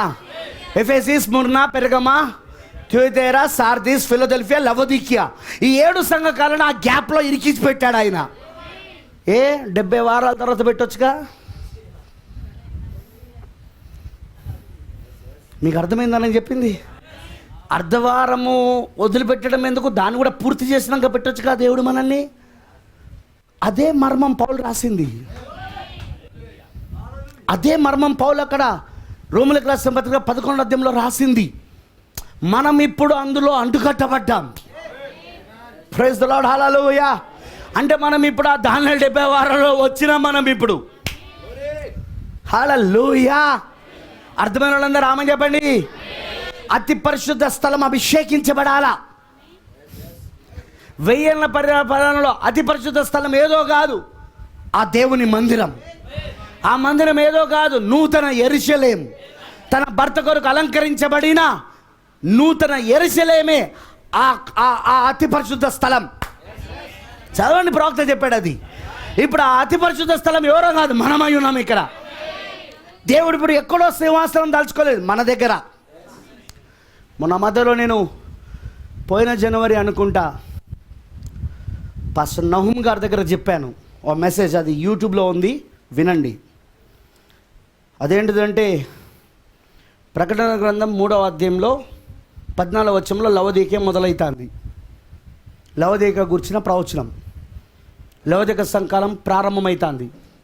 14 నుండి 22 వచనాలు లవోదికీయ సంకాలం గురించిన వర్తమానం. ఆ వర్తమానంలో దేవుడు ఏమని చెప్పాడంటే, నేను జయించి నా తండ్రితో పాటు నా తండ్రి సింహాసనం పైన కూర్చున్న ప్రకారము జయించు వాణిని నాతో పాటు నా సింహాసనం పైన కూర్చున్ననిచ్చేదను. 7 సంఘ కాలాలలో ఆయన తండ్రి సింహాసనం పైన కూర్చున్నాడు. ప్రకటన 5లో ఆయన తండ్రి సింహాసనం పైన కూర్చొని ఉన్నాడు. ప్రకటన 4లో ఆయన తండ్రి సింహాసనం పైన కూర్చొని ఉన్నాడు. అర్థమైన వాళ్ళందరూ ఆమేన్ చెప్పండి. కానీ ఇప్పుడు 7వ సంకాలంలో ఇస్తున్న వాగ్దానం ఏంటో తెలుసా? నా తండ్రి సింహాసనము నుండి నేను బయటకు వచ్చి నా సింహాసనము, అదే దావీదు కుమారుని సింహాసనము, రాజు ఒక సింహాసనము. తెలుసు కదా మీకు, ఫస్ట్ రాకడ, మొదటి రాకడ మనిషి కుమారుడు, పక్షిరాజు పరిచర్య, ఆమేన్. తర్వాత 7 సంఘకాలాలు దేవుని కుమారుడు, అదే మధ్యవర్తిత్వము, పరిచర్య, మధ్యవర్తిత్వము, విజ్ఞాపన, 7 సంఘకాలాలు, హల్లెలూయా, ఆ ప్రధాన యాజకత్వము. తర్వాత ఇప్పుడు దావీదు కుమారుడు, ఏంటది? రాజులకు రాజుగా, ప్రభువులకు ప్రభువుగా, తన సింహాసనం పైన తన భార్యతో కూర్చొని పరిపాలించడం అయి ఉన్నది. అది ఎప్పుడు జరుగుతుందని చెప్పాడు ఆయన? లవదిక సంకాలంలో. వాగ్దానం ఎక్కడిచ్చాడు ఆయన? లవదిక సంకాలంలో. సో అందుకే ప్రకటన 5లో ఆయన తండ్రి సింహాసనాన్ని దాటి బయటకు వచ్చాడు. ఇప్పుడు ఆయన ఆ మధ్యవర్తిత్వపు బాక్స్ను వదిలిపెట్టి బయటకు వచ్చాడు. ఆయన ఆ మధ్యవర్తిత్వ బాక్స్ను వదిలిపెట్టి ఆయన బయటకు వచ్చి, హల్లెలూయా, ఆ మెసేజ్లో చాలా క్లియర్గా చెప్పాను, మీరు వినండి దాన్ని. బయటకు వచ్చి ఇప్పుడు ఆయన దావీదు సింహాసనం మీద కూర్చోబోయే ముందు, 1000 ఏళ్ల పరిపాలనలో ఆయన దావీదు సింహాసనం పైన దావీదు కుమారుడిగా ఆయన మొత్తం ప్రపంచాన్ని పరిపాలించే ముందు మనుష్య కుమారుడిగా ప్రకటన 10లో మరలా అన్య జనుల కోసం దిగొస్తా ఉన్నాడు. మీకు అర్థమైందా? ఆయన ఇప్పుడు ప్రకటన 5లో సింహాసనాన్ని విడిచిపెట్టేశాడు, తండ్రి సింహాసనాన్ని. తన సింహాసనానికి వెళ్ళాలి ఇప్పుడు ఆయన. కానీ వెళ్ళే ముందు ఆ గ్రంథాన్ని తీసుకున్నాడు, ఆ గ్రంథం యొక్క ముద్రలను పగలగొట్టాడు. ప్రైజ్ ది లార్డ్, హల్లెలూయా. ఆ ముద్రలో ఉన్న మర్మాన్ని బయలుపరిచాడు. దాన్ని బయలుపరచడానికి ఆయన ఏం చేయడం మొదలుపెట్టాడు? ఆయన ప్రకటన 10లో ఆయన మనిషి కుమారుడుగా దిగి వస్తా ఉన్నాడు ఇప్పుడు ఆయన. అంటే దేవుని కుమారుడికి దావీదు కుమారుడికి మధ్యలో మళ్ళీ మనిషి కుమారుడి పరిచర్య. దేవుని కుమారుడికి దావీదు కుమారుడికి మధ్యలో మళ్ళీ మనిషి కుమారుని పరిచర్య. Do you understand? మీకు అర్థమవుతుందా? మళ్ళీ పక్షిరాజు పరిచర్య. ఆమేన్. వింటున్నారా అందరూ? వధింపబడిన గొర్రెపిల్లకు సింహానికి మధ్యలో మళ్ళీ పక్షిరాజు. ఎందుకంటే 7 సంఘాలలో ఆయన వధింపబడిన గొర్రెపిల్ల, రక్తము కార్చుచున్న గొర్రెపిల్ల, వాక్యం రక్తం కారుస్తా ఉన్నది అక్కడ 7 సంఘకాలాల్లో. ఆమేన్. విజ్ఞాపన చేస్తా ఉన్నది. దావీదు కుమారుడిగా దావీదు సింహాసనం మీద సింహముగా ఉండి ప్రపంచాన్ని పరిపాలించబోతున్నాడు. సో వధింపబడిన గొర్రెపిల్ల మరియు అటు సింహానికి మధ్యలో మళ్ళీ పక్షిరాజు, మనిషి కుమారుని పరిచర్య. నెక్స్ట్, ఇప్పుడు ఆయన తన సింహాసనంలోకి వెళ్ళే ముందు తండ్రి సింహాసనాన్ని విడిచిపెట్టి ఆ గ్రంథమును తీసుకొని, రైట్, దేవుని కుడి చేతిలో ఉన్న గ్రంథాన్ని తీసుకొని దాని ముద్రలను పగలగొట్టి దాని మర్మములు బయలుపరచుటకు ప్రకటన 10లో ఆయన చేతిలో ఆ చిన్న పుస్తకాన్ని, విప్పబడిన చిన్న పుస్తకాన్ని పట్టుకొని ఒక పాదము సముద్రము మీద, ఒక పాదము భూమి మీద, 2 క్రూర ముఖాలు. ప్రకటన 13లోని 2 క్రూర ముఖాలు, సముద్రంలో నుండి వస్తున్న క్రూర ముఖము, భూమిలో నుండి వస్తున్న క్రూర ముఖము. అదే ఒకటి యెజబేలు, ఇంకోటి ఆహాబు. Praise the Lord. ఒకటి యెజబేలు, ఇంకోటి ఆహాబు. అదే ఒకటి రోమన్ క్యాథలిక్, హల్లెలూయా, ఇంకొకటి అమెరికా. ఒకటి పోప్ రోము, ఇంకోటి అమెరికా. ఈ రెండింటిని అణిచివేసుకుంటూ ఆయన దిగొస్తా ఉన్నాడు. ఇప్పుడు ఆయన దిగొస్తూ ఏం చేస్తున్నాడు? ఇప్పుడు ఆయన దిగి వచ్చి తన వధువులో సింహాసనాసుడయ్యాడు. ఇక్కడ మీకు అర్థం కావాలి, ఇది మీకు అర్థం కావాలి. It's very important thing. 1000 ఏళ్ల పరిపాలనలో ఆయన భౌతికంగా ఏదైతే చేయబోతున్నాడో దాని ముందు ఆయన ఆత్మీయంగా ఇక్కడ వధువులో చేయాలి. సరే, రక్షణ మీకు ముందు అర్థమైతే చెప్తా. ప్రవక్త ఏమన్నాడు? నమ్మి బాప్తిజమం పొందినప్పుడు రక్షించబడు అని మార్క్స్ వార్త 16:16లో ఉంది. కానీ నువ్వు నమ్మడం అంటే అర్థం ఏంటి? ముందు అంతరంగంలో నీకు జరగాల. యేసుక్రీస్తు రక్తము నీ అంతరంగాన్ని, నీ మనస్సాక్షిని కడగాల. దానికి సాదృశ్యమైనదే అక్కడ నోవాహు దినాలలో ఓడ దగ్గర జరిగిందని పేతురు రాశాడు. మనస్సాక్షి శుద్ధీకరించబడుట. ఇప్పుడు అంతరంగంలో జరిగిన ఆ కార్యాన్ని నువ్వు ఇప్పుడు బహిరంగంగా చూపించడమే, భౌతికంగా బహిరంగంగా చూపించడమే నీళ్ళల్లో బాప్సం తీసుకోవడం. అర్థమైన వాళ్ళందరూ రామని చెప్పండి. ఓకేనా? ఒక వ్యక్తికి అంతరంగంలో జరగల, కానీ వెళ్ళి నీళ్ళలో బాప్సం పొందుకున్నాడు. చెల్లుతుందా? చెల్లుతుందా? వినబడతలేదు. ప్రవక్త అన్నాడు, వాడు పొడిపాపిగా నీళ్ళలోకి పోయి తడిపాపిగా బయటకు వచ్చాడే తప్ప వాడికి పాపక్షమాపణ మాత్రము జరగలేదు. పాపక్షమాపణ వాడికి జరగాలంటే ముందు అంతరంగంలో జరగాలి. అది యేసుక్రీస్తు రక్తం వాని మనస్సాక్షిని శుద్ధీకరించాలా. వాని మనస్సాక్షిని శుద్ధీకరించినప్పుడు, హల్లెలూయా, వాని హృదయాన్ని శుద్ధీకరించినప్పుడు, అంతరంగంలో ఆ పాపములని క్షమించబడినప్పుడు, అప్పుడు ఆ వ్యక్తి నీళ్ళలోకి వెళ్ళి అంతరంగంలో జరిగిన దానిని బాహ్యంగా చూపించాలా దాన్ని. అదే కానీ నీటి బాప్తిజమం. నెక్స్ట్ ప్రభురాత్రి భోజనం. మీ ఇంట్లో కూడా రోజు రొట్టెలు తయారు చేసుకుంటారు, ఇక్కడ కూడా రొట్టిస్తారు. షాపుకు వెళ్తే గ్రేప్ జ్యూసు, ఇక్కడనో వైను. అది కాదుగా. ముందు నీకు అంతరంగంలో జరగాల, ముందు నీకు ఆత్మీయంగా జరగాల. ఆ రొట్టె యేసుక్రీస్తు శరీరం, ఆ శరీరమే వాక్యం. నేనే జీవాహారమై ఉన్నాను, పరలోకము నుండి వచ్చిన జీవాహారమును నేనే అన్నాడా లేదా? ఆకలి కొని వారారా నా యొద్దకు రండి పిలిచాడా లేదా ఆయన? ఏంటిది అది? వాక్యం. అందుకేమన్నాడు మత్తయి సువార్త 4:4 ఏమని చెప్పాడు ఆయన? మనుష్యుడు బ్రతుకుచున్నది రొట్టె వలన మాత్రము కాదు కానీ దేవుని నోటి నుండి వచ్చే ప్రతి మాట వలన జీవించును. లోయ్ హల్లెలూయా. అర్థమైందని చెప్పింది. సో నువ్వు వాక్యాన్ని పూజించడమే యేసుక్రీస్తుని పూజించడం, ఆయన శరీరాన్ని పూజించడం. ఇప్పుడు దానికి ఛాయగా నీడగా ఉన్నది ఈ రొట్టె. నువ్వు వాక్యాన్ని పూజించకుండా రొట్టెని తిన్నావు అనుకో, నువ్వు ఇంట్లో చేసుకున్న రొట్టెకు ఇక్కడ పాస్టర్కి ఇచ్చిన రొట్టెకు తేడా ఏం లేదు. నెక్స్ట్ ద్రాక్షరసము, జీవము, జీవజలము, అది కూడా వాక్యమే. దప్పికొన వారలారా నా యొద్దకు రండి అన్నాడా లేదా? నేను ఇచ్చి ఉచితమైన జీవజలంలో త్రాగి తృప్తి పొందాలని పిలిచాడా లేదా ఆయన? హల్లెలూయా. ఇప్పుడు జీవజలం ఏంటి? దేవుడు వాక్యం. అంటే నువ్వు రోజు ఆత్మీయంగా దేవుడు వాక్యాన్ని భుజిస్తూ, దేవుడు వాక్యం అనే జీవాహారాన్ని, యేసుక్రీస్తు శరీరాన్ని భుజిస్తూ, దేవుని వాక్యం అనే జీవజలాన్ని, ద్రాక్షరసాన్ని అనగా ఆ యేసుక్రీస్తు రక్తాన్ని నువ్వు త్రాగుతూ ఉంటే, ఆమేన్, అప్పుడు నువ్వు భౌతికంగా ఆ రొట్టె ద్రాక్షరసం తీసుకోవడానికి అర్హుడవై ఉన్నావు. దానికి అర్థం ఉన్నది.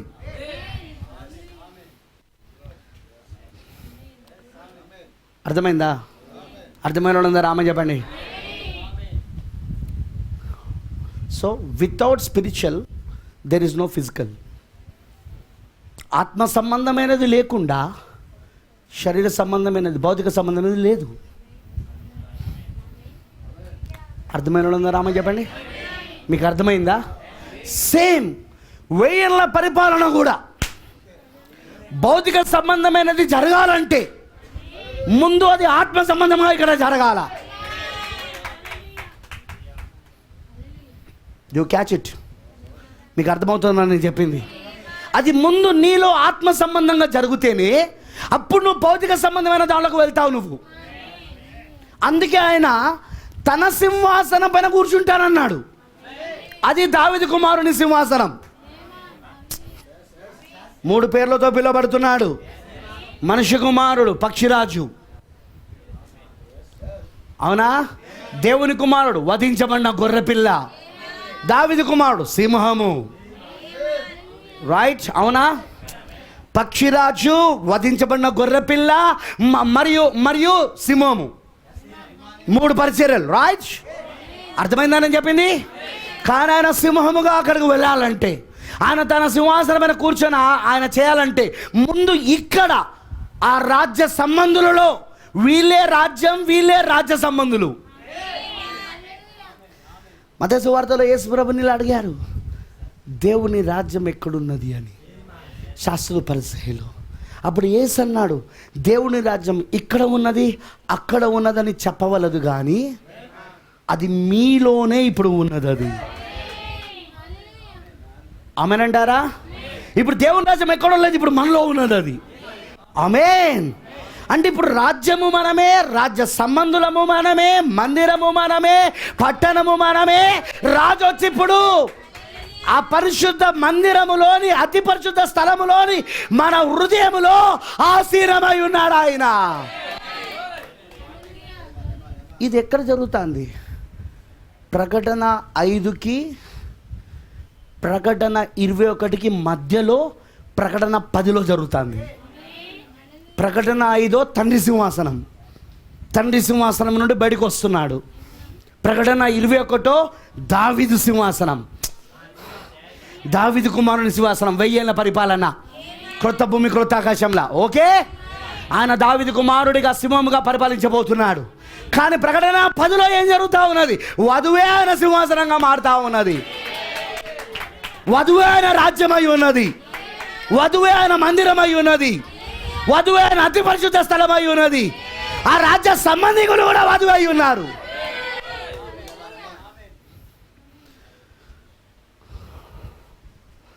ఈరోజు ఎత్తబడుట అయిపోయిన వాళ్ళు ఎక్కడ తప్పిపోయారంటే ఇక్కడ. ఇప్పుడు ఇది జరుగుతుంది కదా, ఇదే ఆఖరి అంటారు. మీకు అర్థమైందని అన్నది? ఇదే ఆఖరిది అంటారు. కానీ వాళ్ళకి తెలియని విషయం ఏంటంటే, వాళ్ళు అక్కడ ఆగిపోయారు. వాళ్ళు అడ్వాన్స్లో లేరు, బ్యాక్లో ఉన్నారు. మనమే ఇప్పుడు అడ్వాన్స్లోకి వెళ్తాం, వాళ్ళు వెనకాల ఉన్నారు. మనమే ముందుకెళ్తాం. ఇప్పుడు వాళ్ళు అక్కడే ఆగిపోయి, ఇదే 1000 ఏళ్ల పరిపాలన, రాజ్యము నువ్వే, ఇప్పుడు క్రీస్తు ఇప్పుడు నీలో నివసిస్తున్నాడు. దట్స్ రైట్, అందులో ఏమాత్రం తేడా లేదు. ఎందుకంటే అది ప్రవక్త చెప్పాడు, ఎందుకంటే అది బైబిల్లో ఉన్న ప్రవచనం, అది బైబిల్లో ఉన్న ఆ యొక్క ప్రణాళిక అది. కానీ అందులోనే ప్రవక్త ఇంకేం చెప్పాడు, దాన్ని మాత్రం ఒప్పుకోరు. అర్థమైందా? అంటే వాళ్ళు ఏమయ్యారంటే, ఎక్కడి దాకా రావాలనో అక్కడి దాకా రాకుండా వాళ్ళు అక్కడే ఆగిపోయి, ఇక ఇదే ఫైనల్ అని కూర్చున్నారు. కానీ ప్రవక్త, ఇది కూడా చెప్పిన ప్రవక్త, వాళ్ళు చెప్పేదంతా ప్రవక్త చెప్పిందే, అది చెప్పిన ప్రవక్త ఇది కూడా చెప్పాడు. మరి దీన్ని ఎందుకు అంగీకరించావు నువ్వు అంటే, వాళ్ళ దగ్గర మాట లేదు. ఇప్పుడు నువ్వు క్రీస్తు యేసుతో పాటు పరలోక స్థలంలో కూర్చొని ఉన్నావు. ఇప్పుడున్నావు. తెలుసా మీకు ఆ విషయం? క్రీస్తు యేసుతో పాటు పరలోక స్థలంలో ఎక్కడో కూర్చోలేదు, నీలోనే ఉన్నావు. ప్రవక్త అంటాడు, దేవుడి సింహాసనం యేసుక్రీస్తులోనే ఉన్నది. దేవుడు ఎక్కడో లేడు, యేసుక్రీస్తులో ఉన్నాడు. తండ్రి ఎక్కడో లేడు, యేసుక్రీస్తులోనే ఉన్నాడు. ఆయన ఎవరికో ప్రార్థన చేస్తలేడు, ఆయనలో ఉన్న తండ్రికి ఆయన ప్రార్థన చేస్తున్నాడు. అర్థమైందని చెప్పింది. సేమ్ థింగ్ ఇప్పుడు నువ్వు కూడా అంతే, నీలోనే ఉన్నాడు ఇప్పుడు ఆయన. అందుకే యోహాను అంటాడు, లోకంలో ఉన్నవాని కంటే మీలో ఉన్నవాడు గొప్పవాడు.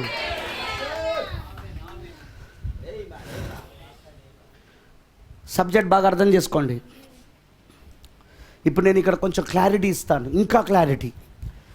ఇదివరకు చెప్పాను కానీ ఇంకా క్లారిటీ ఇస్తాను. నా మొదటి రాకడ, రెండవ రాకడ, రెండింటిని దిద్దాం.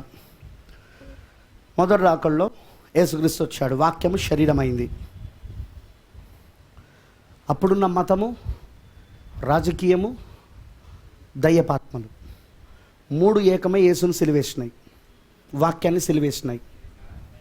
ఓకే, మతము యూదా మతము, రాజకీయము అన్య రోము. ఓకేనా? రాజకీయము అన్య రోము, చక్రవర్తుల రోము. మీకు అర్థం కావాలంటే అది పోపు రోము కాదు, చక్రవర్తుల రోము. నెక్స్ట్ దయ్యపాత్మలు అంటేనో అదిగో యూదా. ఎక్కడి నుండి వచ్చిన వాడు? వీళ్ళ ముగ్గురు ఏకమయ్యారు. రైట్? ఈ 3 శక్తులు ఏకమైనవి. ఒకటి మతపు శక్తి, రెండవది రాజకీయపు శక్తి, మూడవది దయ్యపు శక్తి. ఈ 3 శక్తులు ఏకమయ్యి యేసును అనగా వాక్యాన్ని, శరీరమై ఉన్న వాక్యాన్ని సిలువేశారు. సిలువేసి సమాధిలో పెట్టారు. ఆ సమాధిలో నుండి వాక్యం పునరుద్ధానమై లేవకుండా అన్య రోమ్ యొక్క ముద్రను వేశారు. కానీ ఆయన 3వ దినమున, ఆదివారమున అనగా 8వ రోజున, వారం నుండి మొదటి లెక్క పెడితే 8వ రోజు, ఇంకా లెక్క పెడితే వారంలో మొదటి రోజున 8th డే, అది 8వ దినం. అది అంటే వారంలో మొదటి రోజు. అది హల్లెలూయా. ఆదివారం తెల్లవారుజామున ఆ ముద్రను పగలగొట్టుకుంటా అది సూర్యోదయం జరిగింది. అక్కడ వాక్యం పునరుద్ధానమై లేచాడు. వాక్యం పునరుద్ధానమై లేచాడు. అదేనా మొదట అక్కడ? ఇప్పుడు వాక్యం పునరుద్ధానమై లేచిన తర్వాత ఏ మాత్రము కూడా సంబంధము లేని, ఏ మాత్రము కూడా సంబంధము, దేనికి?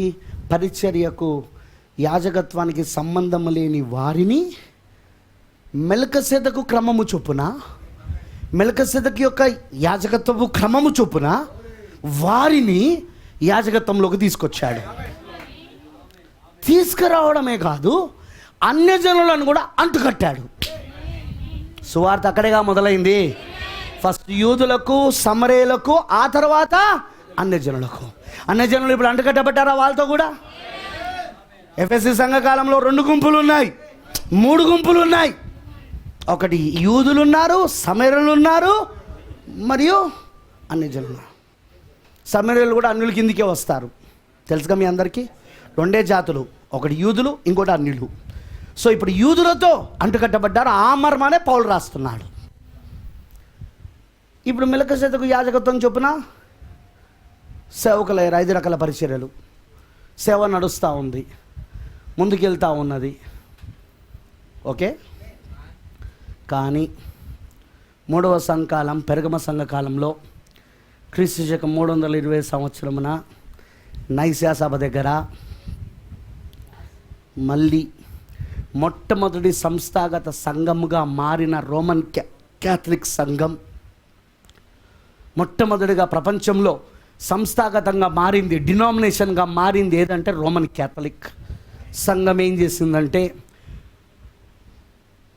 మెల్కీసెదెకు యాజకత్వంలో కొత్త నిబంధన మందిరములో నడిపించబడుతున్న సంఘాన్ని మళ్ళీ తిరిగి ఆచారాలు, సాంప్రదాయాలు, ఎందుకంటే ధర్మశాస్త్రం అంతా ఆచారాలు, సాంప్రదాయాలు అనగా మళ్ళీ తిరిగి వాళ్ళను ధర్మశాస్త్రం వైపు తిప్పారు. కృపచేత నడిపించబడుతున్న సంఘము క్రియల దగ్గర తీసుకొచ్చారు. క్రియలు డబ్బులు. నువ్వు డబ్బు చెల్లిస్తేనే నీకు క్షమాపణ, నీకు డబ్బు చెల్లిస్తేనే ఇది. క్రియలు అర్థమవుతుందా? అప్పటి వరకు కృపచేత నడిపించబడిన సంఘం అది.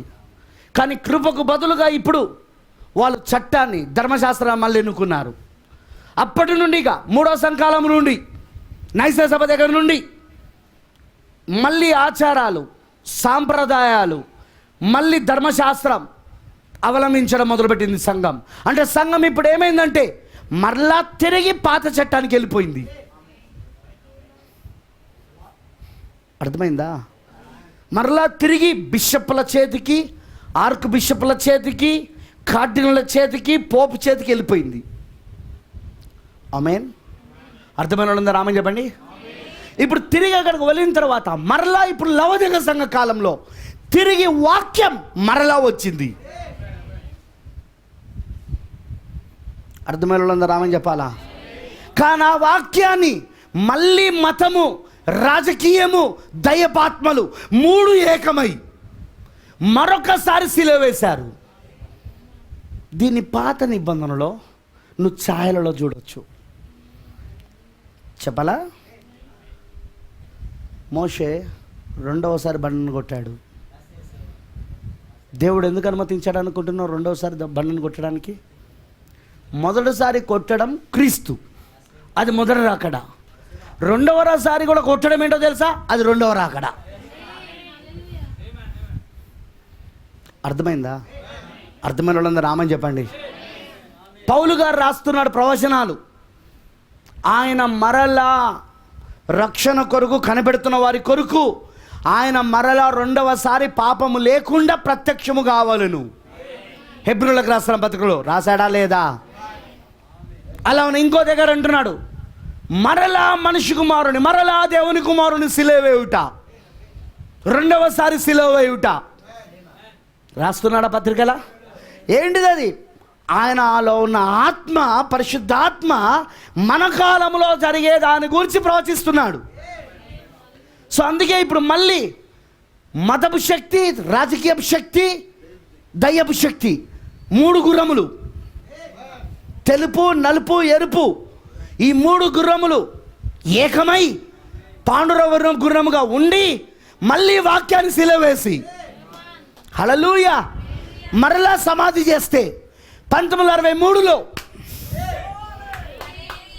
ఆ వాక్యము హల్లెలూయా ఆ సంఘ శాఖ అనే సమాధిలో నుండి ఆ పోప్ రోమ్ అనే ముద్రను పగలగొట్టుకుంటా ఆ వాక్యము స్వతంత్రతను పొందుకుంటూ, ఆ వాక్యం పునరుద్ధానం పొందుకుంటూ మళ్ళీ పునరుద్ధానుడే లేచాడు. అది సూర్యోదయం.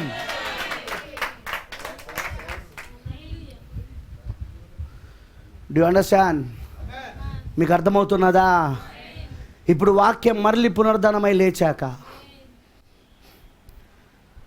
మొదటి రాకులు ఎలాగైతే లేచాడో అలానే లేచాడు. ఇప్పుడు అక్కడ సంఘ శాఖల సమాధంలో నుండి బయటకు వచ్చాడు. ఆయన రోమ్ ముద్రను పగలగొట్టుకున్న బయటకు వచ్చాడు.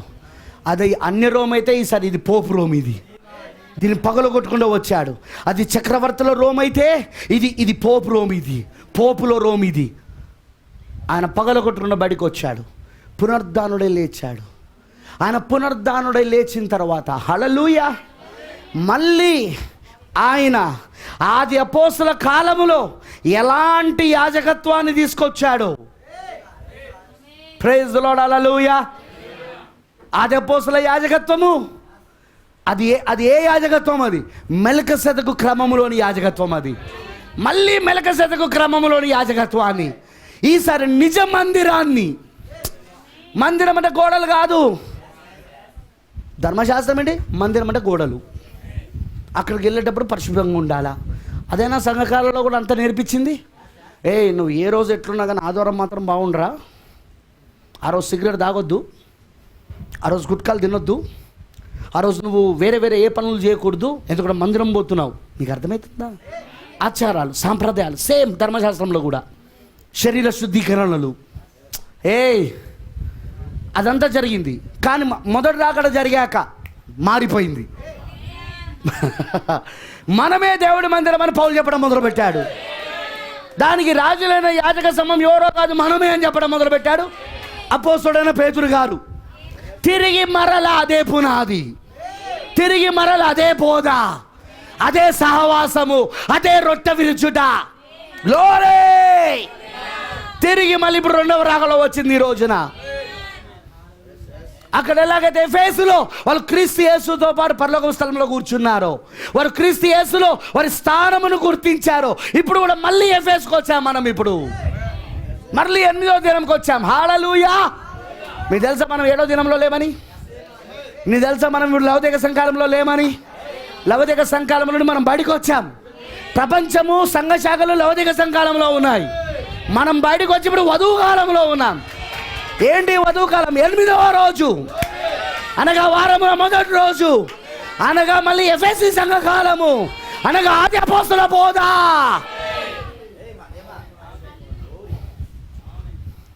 అందుకే ఇప్పుడు మనం వీటికి కాదు ఇంపార్టెంట్, మనమే మందిరం. ఆరాధన ఇప్పుడు మనలోనే జరుగుతుంది. బస్సులో ఉన్న ఆరాధన జరుగుతుంది, కారులో ఉన్న ఆరాధన జరుగుతుంది, ట్రైన్లో ఉన్న ఆరాధన జరుగుతుంది, పొలంలో ఉన్న ఆరాధన జరుగుతుంది, క్లాస్లో ఉన్న ఆరాధన జరుగుతుంది, వంటింట్లో ఉన్న ఆరాధన జరుగుతుంది, బట్టలు ఉతుకుతున్న ఆరాధన జరుగుతుంది. ఎందుకంటే మందిరము నువ్వే, ఆ మందిరములో ఆసీనుడైన వాడు నీలో ఉన్నాడు. ఇప్పుడు నువ్వు ఆయనను ఆరాధిస్తా ఉన్నావు. మందిరము నువ్వే, ఆరాధికుడు నువ్వే. అదే పౌలు గారు చెప్పింది, అదే పేతురు గారు చెప్పింది, అదే ఆది అపోస్తలులు బోధించింది. ప్రైజ్ ది లార్డ్, హల్లెలూయా. అర్థమైందని చెప్పింది. తిరిగి అదే పునాది, ఆది అపోస్తలుల పునాది. ఎఫెసీ సంఘకాలము యెహోషువ గ్రంథముతో సమాంతరము. యోర్దాను నది దాటుట. Praise the lord. యోర్దాను నది దాటుట, నీ స్థానమును నువ్వు గుర్తించుట, వాక్యములో నీ స్థానం ఏంటో నువ్వు గుర్తించుట, నీ స్థానములో నువ్వు పెట్టబడుట, నీ స్థానంలో నువ్వు అభిషేకించబడుట, ఆ స్థానమును పొందుకోవడానికి పోరాడుట, శోధనలతో పోరాడుట, శ్రమలతో పోరాడుట. యెహోషువ గ్రంథంలో అదే జరిగిందా? పాత నిబంధనలో యెహోషువ గ్రంథము, కొత్త నిబంధనలో ఎఫెసీ పత్రిక సమాంతరంగా ఉన్నదని ప్రవక్త చెప్పాడా లేదా? ఇప్పుడు మళ్ళీ ఎక్కడికి వచ్చినాం మనం? ఎఫెసీకి. మళ్ళీ ఎఫెసీకి వచ్చినాం, మళ్ళీ ఆది అపోస్తలుల బోధకు వచ్చేసినాం, మళ్ళీ మన స్థానమును మనం గుర్తిస్తున్నాం. హల్లెలూయా. అర్థమైన వాళ్ళందరూ ఆమె చెప్పండి. అర్థమవుతుందా నేను చెప్పింది? సో ఇప్పుడు మీరు గమనించాల్సిన విషయం ఏంటంటే, ఇక్కడ మన కాలంలో ఇప్పుడు ఏం జరుగుతున్నదంటే, 1000 ఏళ్ల పరిపాలనకు ముందు ఆ పరిపాలన నీలో జరగాలి. ఎందుకంటే ఆ పరిపాలనలో ఉండబోయేదే నువ్వు. అక్కడ రాజ్యము నువ్వే, ఆ రాజ్య సంబంధికులో కూడా నువ్వే. ఏది 1000 ఏళ్ల పరిపాలన నువ్వు ఉండబోయేది. దానికంటే ముందు ఆత్మీయంగా ఇక్కడ నీలో రాజ్యము నువ్వే, రాజ్య సంబంధికుడు నువ్వే. సింహాసనం పైన నీ సింహాసనం పైన ఆయన రాజుగా వచ్చి, భర్తగా వచ్చి నిన్ను పరిపాలిస్తా ఉన్నాడు. ఇప్పుడు ఆయన నీ రాజుగా, నీ భర్తగా నీలో ఉండి ఇప్పుడు నిన్ను పరిపాలిస్తా ఉన్నాడు ఆయన. అర్థమైన వాళ్ళందరూ ఆమె చెప్పండి. Praise the Lord, hallelujah. So అది ఆ ప్రణాళిక ఎందులో దాగున్నదంటే దాని 70 వారాలలో. అందుకే అర్ధవారానికి 69 వారాలకు మధ్యలో మనల్ని పెట్టడానికి కారణం ఏంటిదంటే అదే. దానియేలు 70 వారాలలో ఉట్టి ఇశ్రాయేలులే లేరు, మనం కూడా ఉన్నాం, అంటుకట్టబడ్డాం. దేవుడు కావాలనే తన పిల్లలకు గుడ్డితనం కలుగజేశాడు. ఇశ్రాయేలులకు, భౌతిక ఇశ్రాయేలులకు దేవుడు కావాలనే కొమ్మలను నరికాడు. ఏయ్, చదవలేదా మీరు బైబిల్లా? కావాలనే నరికేశాడు. అవునా? మనల్ని, స్వాభావిక విరోధమైన మనల్ని తీసుకొచ్చి అందులో పెట్టాడు. అందులోకి వచ్చిన మనం ఇప్పుడు మనం.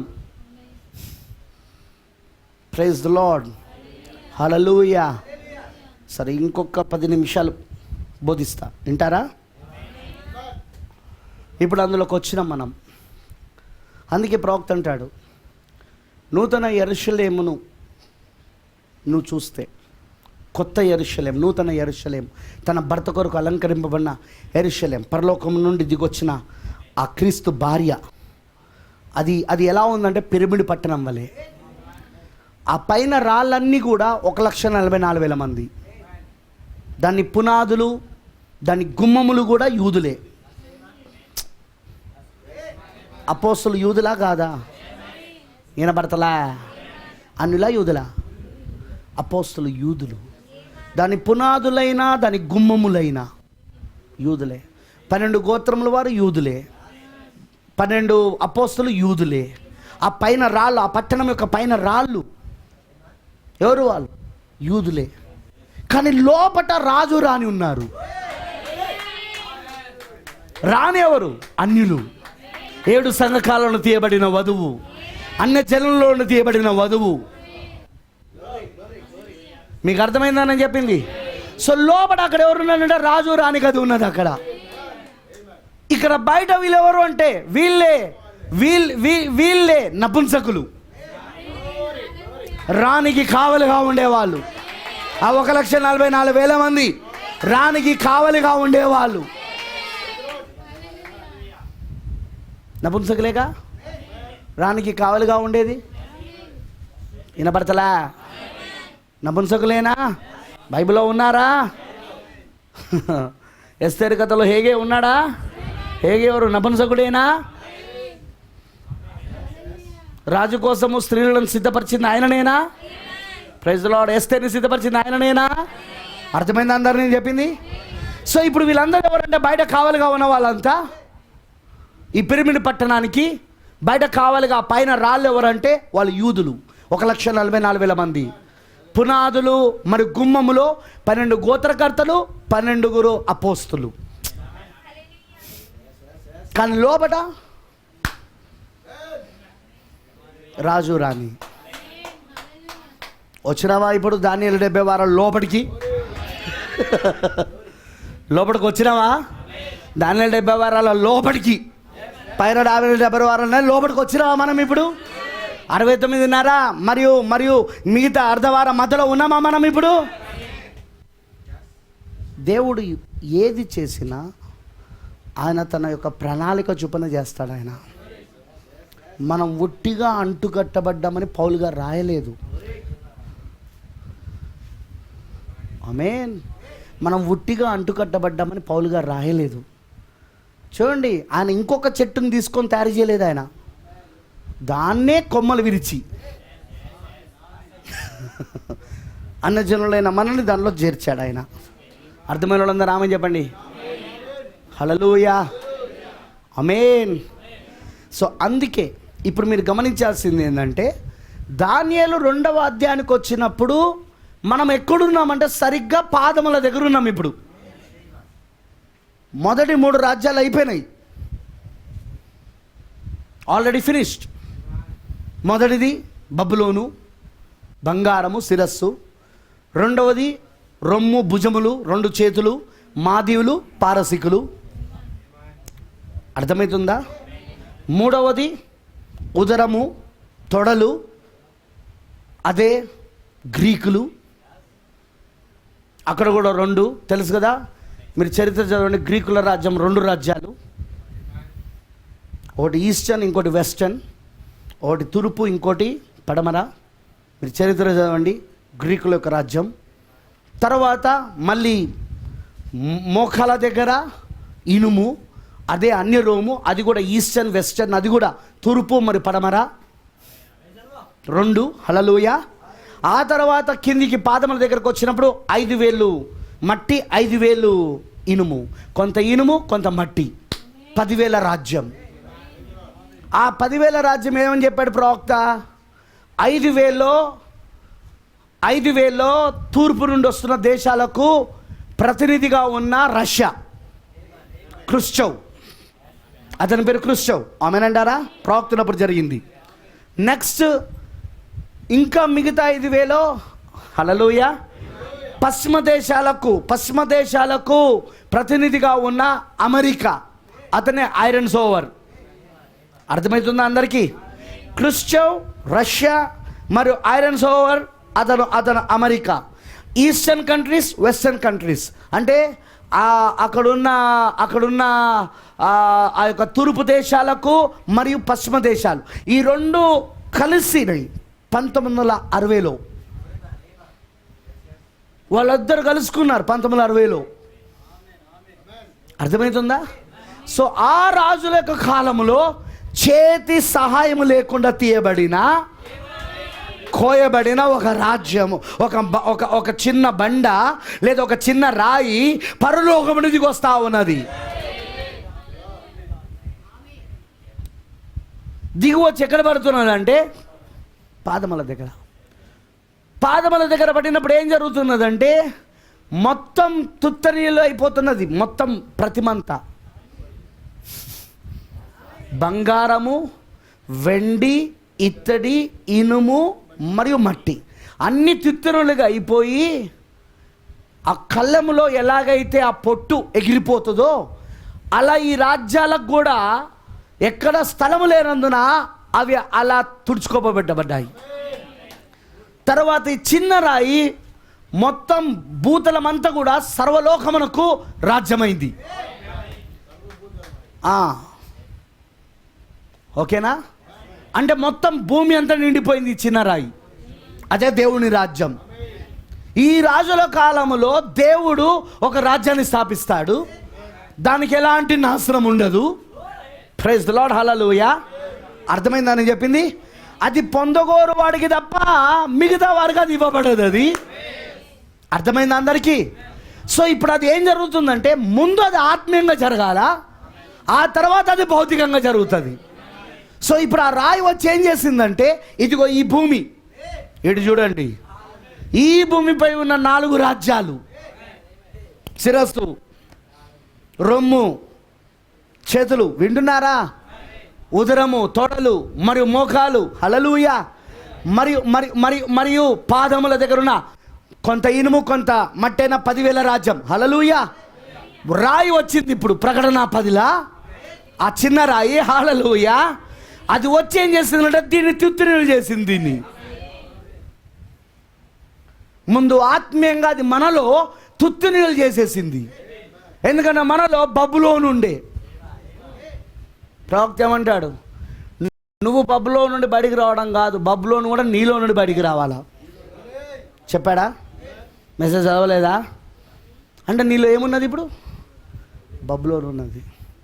నీలో మాదీయులు పారసికులు ఉన్నారు, నీలో గ్రీకులు ఉన్నారు, నీలో అన్య రోమ్ ఉన్నది, నీలో పోపుల రోమ్ ఉన్నాడు. ఆ 10,000 రాజ్యం నీలో ఉంది. కానీ ఇప్పుడు శిరస్సు వచ్చింది, కానీ ఇప్పుడు చిన్న రాయి వచ్చింది. ప్రకటన 10లో, హల్లెలూయా, వచ్చి ఏం చేసింది? నీలో ఉన్న ఈ రాజ్యాన్ని తుత్వనీయులు చేసి దాన్ని వెళ్ళగొట్టి మొత్తము దీనిని ఆయన రాజ్యముగా చేసేసాడు ఆయన. ఇది ఎన్నడూ తప్పిపోని రాజ్యం, ఇది ఎన్నడూ నశించిపోని రాజ్యం. ఇప్పుడు ఆ రాజ్యము పొందుకోగోరిన వారు తప్ప ఇంకెవరికి అది ఇవ్వబడదు. అది సో ఎవరైతే పొందుకోగోరాలని దేవుడు నిర్ణయించాడో, ఎవరైతే ఆ రాజ్యముగా రాజ్య సంబంధులుగా ఉండాలని దేవుడు జగత్ పునాది వేబడక మునిపే, లోక పునాదులు వేబడక మునిపే దేవుడు తన మనసులోని వెనక భాగంలో నిర్ణయించాడు, ఆ గొర్రెపిల్ల జీవ గ్రంథంలో రాశాడు. ఆమేన్. అదిగో వారిలో ఇప్పుడు ఆ రాజ్యం స్థాపించబడి, వారిలో ఇప్పుడు ఆ రాజ్యం పరిపాలించబడుతున్నది. అతి పరిశుద్ధ స్థలము అభిషేకించబడుట, అది ఇప్పుడు ఇక్కడ జరుగుతుంది. 6 కారణాలు ఇప్పుడు మనలో జరుగుతున్నాయి. గబ్రియేలు దూత తీసు దానియేలు దర్శించుట్లో ఉన్న 6 కారణాలు ఇప్పుడు మనలో జరుగుతున్నాయి, మనకు జరుగుతున్నాయి. అర్థమైన వాళ్ళందరూ ఆమేన్ చెప్పండి. అందుకే ఇప్పుడు నువ్వు ఎవరు అంటే ఆయన రాజ్యం. నీ రాజు ఎవరు అంటే ప్రభువైన యేసుక్రీస్తు. నువ్వు ఎవరి చేత పరిపాలించబడుతున్నావంటే ప్రభువైన యేసుక్రీస్తు. నీ శిరస్సు, నీ భర్త ఎవరంటే ప్రభువైన యేసుక్రీస్తు.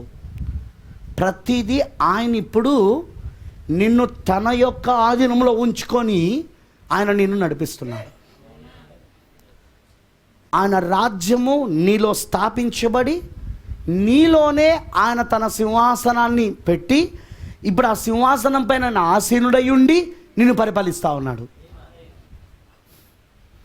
అది ఎక్కడ జరుగుతున్నదంటే దానియేలు 2వ అధ్యాయంలో పాదముల దగ్గర కొంత ఇనుము కొంత మట్టి, ఆ 10,000 యొక్క రాజుల దగ్గర జరిగే రాజ్యం ఇప్పుడు మనలో నెరవేరిపోతున్నది. ఏదైతే ఇప్పుడు ఆత్మీయంగా మనలో జరుగుతున్నదో అది అతి త్వరలో భౌతికంగా జరగబోతున్నది. అర్థమైన వాళ్ళందరూ ఆమేన్ చెప్పండి. అది అతి త్వరలో భౌతికంగా జరగబోతున్నది. అర్థమైన వాళ్ళందరూ ఆమేన్ చెప్పండి. You catch it. మీరు పట్టుకున్నారా? అందుకే ఇప్పుడు మనం ఆయన రాజ్య సంబంధులమే కాదు, ఆయన రాజ్యం కూడా. ఇప్పుడు ఆయన మనల్ని పరిపాలిస్తున్నాడు. నిజంగా ఇప్పుడు నువ్వు ఆయన రాజ్య సంబంధివైతే ఇలా అంటావు, నా మార్గములన్నీ నీ చేతికి అప్పగిస్తానా, నీ ఆలోచన నా హృదయంలో కలిగించు, నీ తలంపులు నా హృదయంలో పుట్టించు, నీ వాక్యమే నా జీవితంలో జరిగించు. నేను పూర్తిగా ఇప్పుడు నీ రాజ్యమై ఉన్నా, నీ ఖైదీ అయి ఉన్నా. ఇంకో విధంగా చెప్పాలంటే ఖైదీ ఎలాగైతే తనుగా సొంతగా ఏ పని చేయలేడో, మనము కూడా అంతే. ఖైదీ ఏది కూడా సొంతంగా చేయడానికి వీల్లేదు. Is it right? మనము కూడా ఇప్పుడు మన కాళ్ళు చేతులు వాక్యం అనే గొలుసుల చేత ఖైదీ చేయబడి ఉన్నాయి. పౌలు క్రీస్తును ఒక ఖైదీ అనే వర్తమానంలో చెప్పాడు ప్రవక్త. ఈ పాయింట్స్ అన్ని మన కాళ్ళు చేతులు ఇప్పుడు వాక్యం అనే గొలుసు చేత బంధించబడి ఉన్నవి. ఆయన చేయలేదు, మనమే సమర్పించుకున్నాం. మనకు మనమే ఖైదీ అయ్యాం. ఆయన ఎవరిని బలవంతం చేయడు, ఎవరిని ఆయన ఖైదీ చేయడు ఆయన. కానీ మనకు మనమే అయ్యాం ఆయనకు స్వతంత్రంగా. నాపైన సంపూర్ణ అధికారం నీకు అప్పగిస్తున్న ప్రభువా.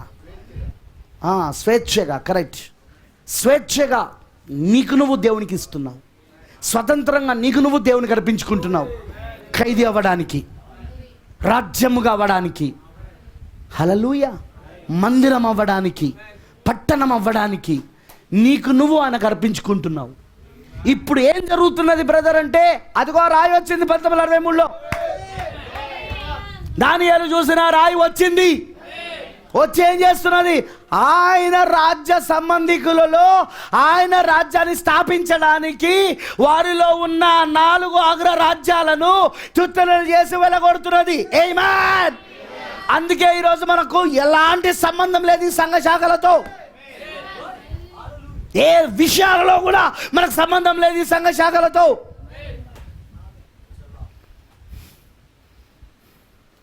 ఆ రాజ్యం ఇప్పుడు మనలో స్థాపించబడి, ఆ చిన్న రాయి మనలో స్థాపించబడి, వింటున్నారా?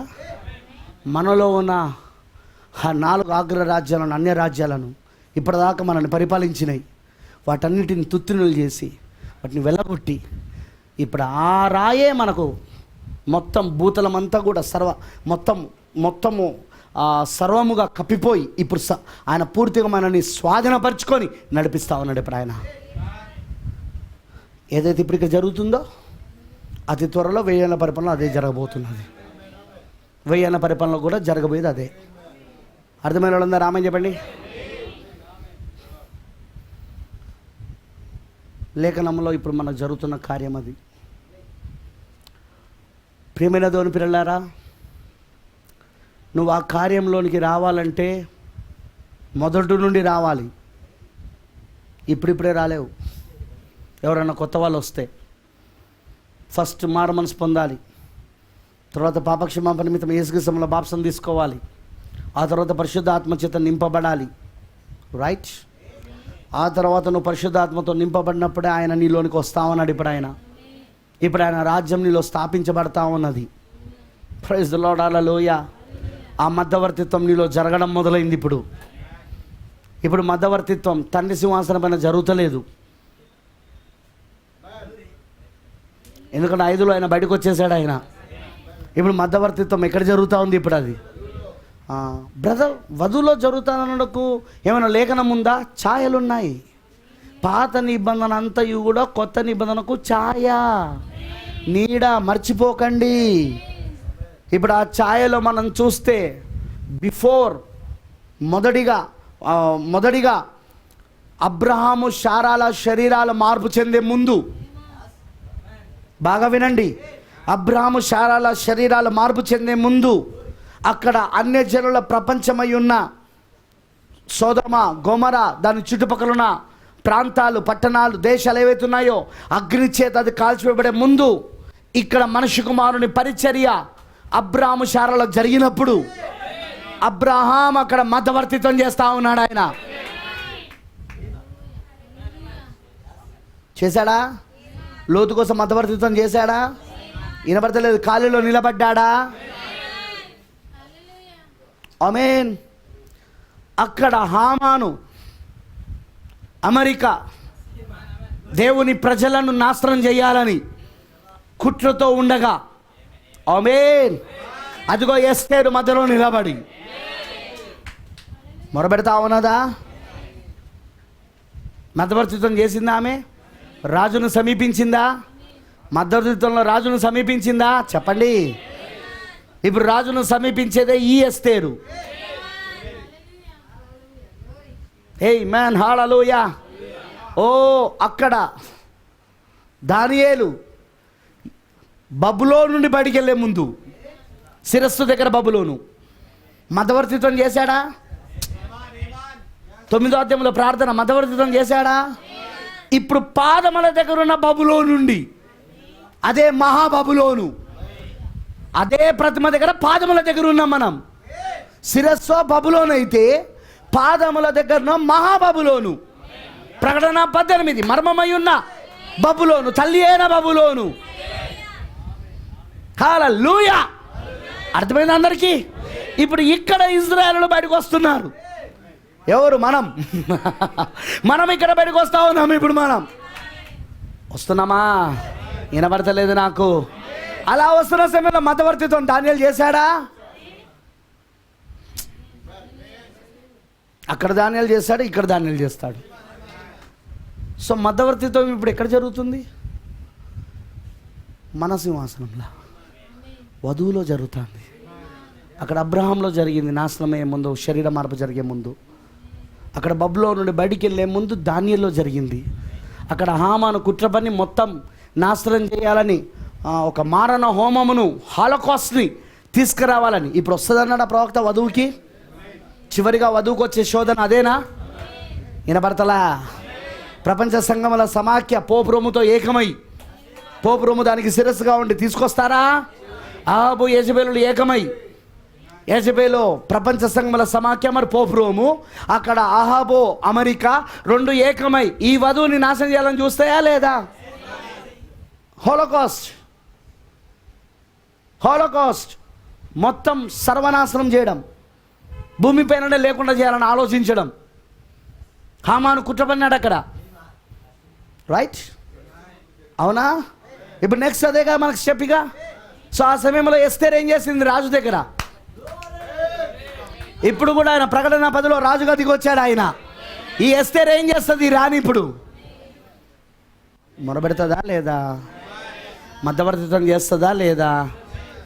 బ్రదర్, సిస్టర్, పాత నిబంధనలో ఒక్క పొల్లైనను సున్నైనను తప్పిపోదని, అది నెరవేర్పు జరిగేదాకా తప్పిపోదని యేసు చెప్పిన సంగతి మర్చిపోకండి.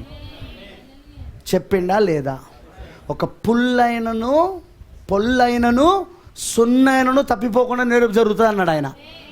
అది మనం చూడగలగాల. ఆ పాత నిబంధనలో ఒక పొల్లైనను సున్నైనను తప్పిపోకుండా ఇప్పుడు జరుగుతూ ఉన్నది. ఏది? కొత్త నిబంధనలో నిజ రూపంలా. పాత నిబంధన అంత ఛాయ, నీడ, కానీ కొత్త నిబంధన నిజ రూపం. దాన్ని నువ్వు చూడగలగాలి. నీ ఛాయ పాత నిబంధనలో ఉంది, నీ నీడ పాత నిబంధనలో ఉంది, నీ ముంగుర్తు పాత నిబంధనలో ఉంది. నువ్వెవరువో, నువ్వేమై ఉన్నావో తెలవాలంటే ఆ ఛాయను చూసుకుంటే తెలుస్తుంది, ఆ నీడను చూసుకుంటే తెలుస్తుంది. అందులో సున్నైనా పొల్లైనా తప్పిపోకుండా నిజ రూపంలో నేరం జరుగుతున్నది. అందుకే ఆయన అన్నాడు, నేను ధర్మశాస్త్రమునైనను ప్రవక్తల వచనములైనను కొట్టివేయటకు రాలేదు, కానీ వాటిని నెరవేర్పు చేయడానికి వచ్చాను. సో ఆయన పాత నిబంధనలు, ఆయన పాత అంతా ఆయన కొత్త నిబంధనలు నెరవేర్పు చేశాడా లేదా? నిజం చెప్పాలంటే ఒక సంవత్సరం బైబిల్ స్టడీ ఉంటే ఎంత బాగుండో. మొత్తం లాక్డౌన్ అయిపోయి పాత నిబంధనలో ప్రతిదీ, మందిరము, అందులో జరిగిన ఆరాధన విధానము, ఆరాధన క్రమము, అందులో ఉన్న వస్తువులు, అందులో ఉన్న అల్లైక, ప్రతిదీ కూడా కొత్త నిబంధనలో యేసుక్రీస్తు ఆయన వధువులో ఎలా ఉందో చూస్తే ఎంత అద్భుతంగా ఉంటుందో తెలుసా? ఆయన ధర్మశాస్త్రాన్ని కొట్టేయడానికి రాలేదు, నెరవేర్పు చేయడానికి వచ్చాడు. నెరవేర్పు చేశాడు ఆయన. ఇప్పుడు గొర్రెపిల్ల ప్రతిరోజు వధించబడుతున్నాడు. రైట్? అక్కడ గొర్రెపిల్ల ప్రతిరోజు వధించబడినాడు. గొర్రెపిల్లలు యేసుక్రీస్తులో నిజ రూపంలో వధించబడ్డాడు. అందుకే ఆయన ప్రతిరోజు వధింపబడిన గొర్రెపిల్లగా ఉన్నాడు. ప్రతిరోజు రక్తం కార్చుచున్న గొర్రెపిల్లగా ఉన్నాడు. 7 సంకాలాల రక్తం కార్చుచున్న వాక్యముగా. ఆమేన్ అంటారా? మీకు తెలుసా పాత నిబంధనలో విశ్వాసులు కూడా గొర్రె పిల్ల వలె వధించబడాలని. అందుకే కొత్త నిబంధనలో దినమెల్లా సిద్ధపరచబడుచున్న వధింపబడిన గొర్రెల వలె మనం ఉన్నామని పౌలు రాస్తా ఉన్నాడు. అది నువ్వు అయి ఉన్నావా నీకు తెలుసా? రోజు నువ్వు వధించబడుతున్నావా నీకు తెలుసా? ఎలా వధించబడుతున్నావు అదొక సబ్జెక్ట్లో వదిలే. రోజు నువ్వు వధించబడుతున్నావు, లేఖనం తప్పిపోదు. ఆ వధించబడే గొర్రె పిల్లగా దేవుడు నిన్ను ఏర్పరచుకుంటే ఆ పాత్ర నీదైతే నీకు జరగాలంతే. ఆ పాత్ర నీదైతే ఏది ఏమైనా నీకు జరగాల అంతేగా. బానిస బాలికగా ఉన్న ఎస్తేరు, హదస్స, పాత పేరు హదస్స, బానిస బాలికగా ఉన్న ఆమెనే అక్కడ సింహాసనంపై కూర్చోవాలి కనుక ఎంతమంది కన్యకలు వచ్చిన ఆ శూషాను కోటలోనికి, ఎంతమంది రాజు దగ్గరికి పంపబడినా ఆమె మాత్రమే సెలెక్ట్ కావాలా, రాజు ఆమెను మాత్రమే ఎన్నుకోవాలా. ఇది కూడా అంతే. నువ్వే కనుక ఆ ఏర్పాట్లో ఉంటే, ఆ ఎన్నికలో ఉంటే అది నీకే జరగాల, అది నీ జీవితంలో జరగాలి, అది నీకు జరుగుతూ ఉంటుంది, నువ్వు వధించబడతా ఉంటావు. That's true. ప్రేమైన దేవుని పిల్లలారా, రాత్రి అందుకే దానియేలు 70 వారాలలోనూ మనం ఉన్నాం. అందులో దేవుడు మనల్ని పెట్టాడు. అర్థమవుతుందా? మనం లేకుండా వాళ్ళు సంపూర్ణ కాలేరు, మనం లేకుండా వాళ్ళకి ప్రణాళిక లేదు. మనల్ని దేవుడు తీసుకొచ్చి పెట్టాడు అందులో. అదే కృప. మనల్ని అందులోకి తీసుకురావడమే కృప. దేవుడు అందులోకి ఆ ప్రణాళికలోనికి మనల్ని ఇరికించడమే, మనల్ని ఆ గ్యాప్లో పెట్టడమే కృప. అర్థమైందా? అర్థమైన వాళ్ళందరూ రామని చెప్పండి. ఆ కృపను బట్టి మనం దేవునికి మహిమ చెల్లించాలా. నూతన యెరూషలేము తన భర్త కొరకు అలంకరించబడినదై పరలోకమును దిగొస్తున్న ఆ పరిశుద్ధ పట్టణము, పిరమిడ్ ఆకారంలో ఉన్న పట్టణము, మనము వాళ్ళు కలిస్తేనే 1000 ఏళ్ల పరిపాలనలో, ఇప్పుడు కూడా అంతే, మనము వాళ్ళు కలిస్తేనే. Your understand it. దాన్ని మీరు అర్థం చేసుకోవాలి. వీళ్ళు చెప్పినట్టు ఈ దానియేలు 70 వారాలు అర్థం కానోడు అనే మాట ఏంటి ఉంటుందో తెలుసా? దానియేలు 70 వారాలు మనకు అక్కర్లేదండి, అది యూదులకు, అది మనకు అక్కర్లేదు. అర్థం కానోడు చెప్పే ప్రసంగం అన్నమాట అది. అది దానియేలు 70 వారాలు అర్థం కానోడు ఏమంటాడంటో తెలుసా? మెసేజ్ పాస్టర్లు, అది మనకు అక్కర్లేదు బ్రదర్, అది వాళ్ళకి యూదులకు. అది కానీ నేను అడిగే ప్రశ్నలకు జవాబు చెప్పు. యూదులకైతే వచ్చిన విలియం బ్రెన్హామ్ 7వ దూత మలాకి యూదులకు ప్రవక్తన, అన్యజనులకు ప్రవక్తన. మరి ఆయన అన్యజనులకు పంపించబడితే యూదుల గురించి ఎందుకు బోధించాడు ఆయన?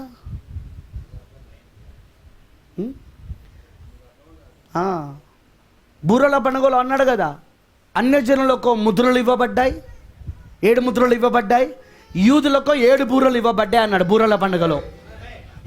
మరి అన్యజనులకు 7 ముద్రలు అయితే ఆ 7 ముద్రలలో దానియేలు 70 వారాల మర్మాలు ఎందుకు వచ్చినాయి? అందులో మళ్ళీ 1,44,000 మంది 5వ ముద్రలు ఎందుకు వచ్చారు? 6వ ముద్రలు 5వ ముద్రల మర్మము, వాళ్ళు మనము కలుసున్న మర్మము. దాన్నే రోమి 11వ అధ్యాయంలో పౌలు గారు ప్రవచనాత్మకంగా రాస్తా ఉన్నాడు. ఆయన ఆ మర్మాన్ని అంజూరపు చెట్టుతో పోల్చుకుంటా, ఒలివ చెట్టుతో పోల్చుకుంటా, క్షమించండి, ఇప్పటిదాకా అంజూరపు చెట్టు అన్నా కదా నేను, ఒలివ చెట్టుతో పోల్చుకుంటా. స్వాభావికమైన ఒలివ, మరి అడవి ఒలివ. హల్లెలూయా. అర్థమైన వాళ్ళందరూ రామని చెప్పండి. సో చూడండి, ఇప్పుడు ఆ రెండింటిని ఆయన అందుకే పోల్చుకుంటూ వచ్చాడండి పౌలు గారు. ఆ మర్మాన్ని రాస్తున్నాడు ఆయన, దానియేలు 70 వారాల మర్మాన్ని, అన్యజనుల మర్మాన్ని. దానియేలు 70 వారాలు, అన్యజనులు 2 ఉన్నాయి అక్కడ. ఎందుకంటే స్వాభావికమైన ఒలివ చెట్టు ఎవరు అంటే ఇజ్రాయేలులు, మరి అడవి ఒలివ ఎవరంటే స్వాభావిక విరోధంగా ఉన్నవాళ్ళు మనం, అన్యజనులం. రైట్? అంటుకట్టబడ్డామా? వినపడతలా? అంటుకట్టబడ్డామా? ఇప్పుడు కూడా అంతే. అందులోకి వచ్చినాం మనం. అందుకే ఆ గ్యాప్లో ఉన్నాం మనం. 69.5 వారాలు మరి అర్ధవారం మధ్యలో ఉన్నాం. ఈ అర్ధవారంలో వచ్చే 1,44,000 మంది కూడా మళ్ళీ పట్టణంలో భాగమై ఉన్నారు. నూతన యెరూషలేము మన పట్టణంలో తన భర్త కొరకు అలంకరించబడిన పట్టణంలో వాళ్ళు భాగమై ఉన్నారు. వాళ్ళు ఆ పిరమిడ్ పట్టణంలో వింటున్నారా? పునాదులు, గుమ్మములు భాగమై ఉన్నారా లేదా? వాళ్ళు 21 అధ్యాయం చదవండి మీరు. ప్రకటన 21 ఇక్కడ చెప్పిన అనుకుంటా నేను. ప్రైజ్ ది లార్డ్, హల్లెలూయా. ప్రియమైన దేవుని పిల్లలారా, అందుకే ఇప్పుడు నువ్వు ఎక్కడున్నావు అంటే సరిగ్గా పాదముల దగ్గర రాజ్యంలో నీకు రాజ్యం స్థాపించబడి ఇప్పుడు నీలో ఇవన్నీ జరుగుతూ ఉన్నాయి. 1 కాదు 2 కాదు, బైబిల్లో దాదాపు అన్ని కాలాల్లో ఉన్నవన్నీ కూడా మన కాలంలో నేర్పు జరుగుతున్నాయి. క్లైమాక్స్కి వచ్చినప్పుడు అందరూ రంగంపైకి రావాలా. అన్ని పాత్రలు ఇప్పుడు వచ్చేసినాయి. Praise the Lord, hallelujah. ఇప్పుడు సరిగ్గా మనం అక్కడ ఉన్నాం ప్రియులారా. So be ready for the rapture. ఎత్తబడకు సిద్ధపడండి. ఎవరు ఎత్తబడతారు? ఆ రాజ్య సంబంధికులు. పొందుకోరు వారు తప్ప మిగతా వాళ్ళు దాన్ని పొందుకోలేరు. ఎవరైతే దాన్ని పొందుకోరుటకు ఇష్టపడుతున్నారో, సిద్ధపడి ఉన్నారో, ముందుగానే నిర్ణయించబడి ఉన్నారో వాళ్ళకు మాత్రమే అది ఇవ్వబడుతుంది. అది ఇప్పుడు నువ్వు అందులో ఉంటే ధన్యుడివి, ధన్యురాలివి. చర్చిలో ఉంటే కాదమ్మా, చర్చిలో సభ్యుడిగా సభ్యురాలుగా ఉంటే కాదు. నేను కూడా అబ్రహాం పాస్టర్ సంఘానికే వస్తున్నామండి నర్సరావుపేటలో. మేము కూడా ఎంటే మెసేజ్ చేయండి, అవి కుదరవు. రాజ్య సంబంధికులై ఉండాలా. మీరు చర్చ్కి వచ్చేది ఎందుకంటే రాజ్య సంబంధికులుగా ఎలా ఉండాలో నేర్చుకోవడానికి, రాజ్య సంబంధికులు అవ్వడానికి.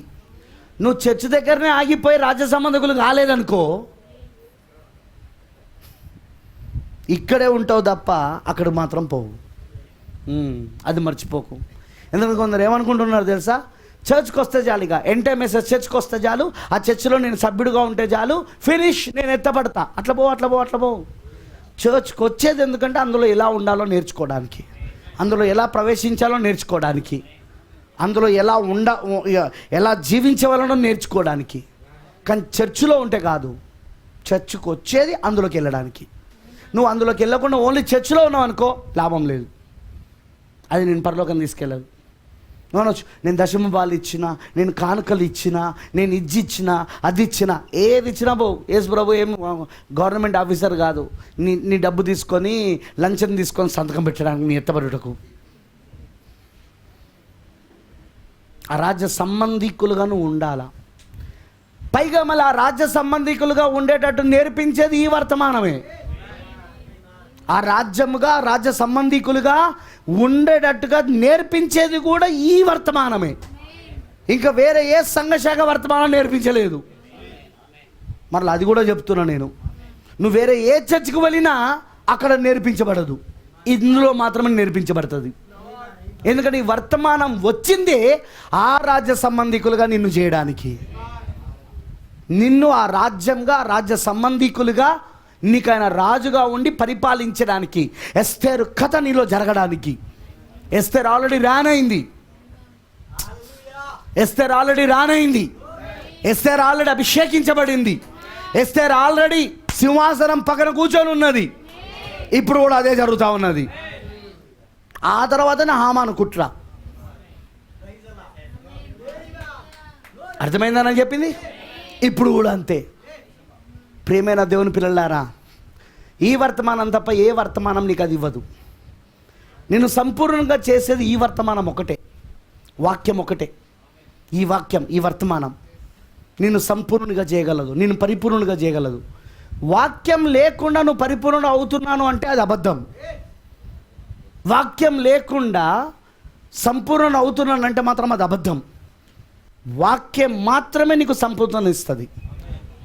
ఈ కాల వాక్యం, అది కూడా ఈ గడియ వర్తమానం, 7 ముద్రల వర్తమానం, ఆ మర్మం నిన్ను సంపూర్ణ చేస్తుంది.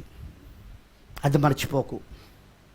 ప్రేమైన దేవుని పిల్లలారా, రాత్రి అందుకే ఇంకా ఎవరైనా మీలో ఆ రాజ్య సంబంధులు కాకపోతే ఇప్పుడు గండి. ఎందుకో దేవుడు ఇంకా నోవాహు తలుపులు ముయ్యకుండా ఉన్నాడు. నోవాహు కట్టిన ఆ యొక్క ఓడ తలుపులు ముయ్యకుండా ఉన్నాడు ఆయన. హల్లెలూయా. ఆ ఓడ తలుపులు ఇంకా తెరవబడే ఉన్నాయి, లోపలికి రావడానికి అవకాశం. మర్చిపోకండి, ఒకవైపు ఉగ్రతలు కుమ్మరించబడుతున్నాయి, తాత్కాలిక తీర్పులు, ఇంకోవైపు విమోచన జరుగుతుంది. మొదటి నిర్గమంలో జరిగింది అదే. నిర్గమకాండ మొదటి నిర్గమంలో ఒకవైపు తెగుళ్ళు, 10 తెగుళ్ళు, మరణం. ఇంకోవైపు ఇజ్రాయేలులకు గొర్రెపిల్ల రక్తం, విమోచన. ఆ కాలపు ప్రవక్త మోషే యొక్క స్వరము కింద గొర్రెపిల్ల రక్తం, విమోచన వాళ్ళకి జరుగుతూ ఉన్నది. సేమ్ ఇప్పుడు కూడా మూడో నిర్గమంలో జరిగేది అదే. ఒకవైపు తీర్పులు, ఒకవైపు ఉగ్రతలు, ఒకవైపు తెగుళ్ళు, ఇంకోవైపు ఇక్కడ గొర్రెపిల్ల రక్తము క్రింద ఈ కాలపు ప్రవక్త మోషే, విలియం బ్రెన్హామ్, హల్లెలూయా, ఆయన స్వరం కింద, రక్తం క్రింద, ఈ రోజున గొర్రెపిల్ల రక్తం క్రింద ఈ రోజున మనకు విమోచన. మీకు అర్థమైందా? అందుకే మీరు రక్తం క్రిందికి వస్తేనో విమోచన, మీరు దాన్ని త్రోసేస్తేనో తెగులు, తీర్పు. ఇప్పుడు దేవుడు మీకు ఇస్తున్న అవకాశం. థింక్ అబౌట్ ఇట్, ఆలోచించండి. God bless you. దేవుడు మిమ్మల్ని దీవించును గాక. Let us pray. ప్రార్థించుకుందాం.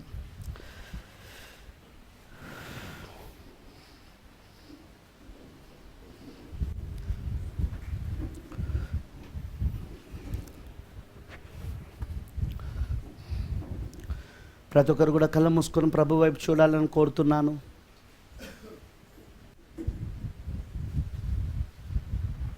ఇంకా ఎవరైనా రక్తం క్రిందికి రావాల్సిన వాళ్ళు ఉంటే, ఓడ తలుపులు తీసే ఉన్నాయి, రండి లోపలికి.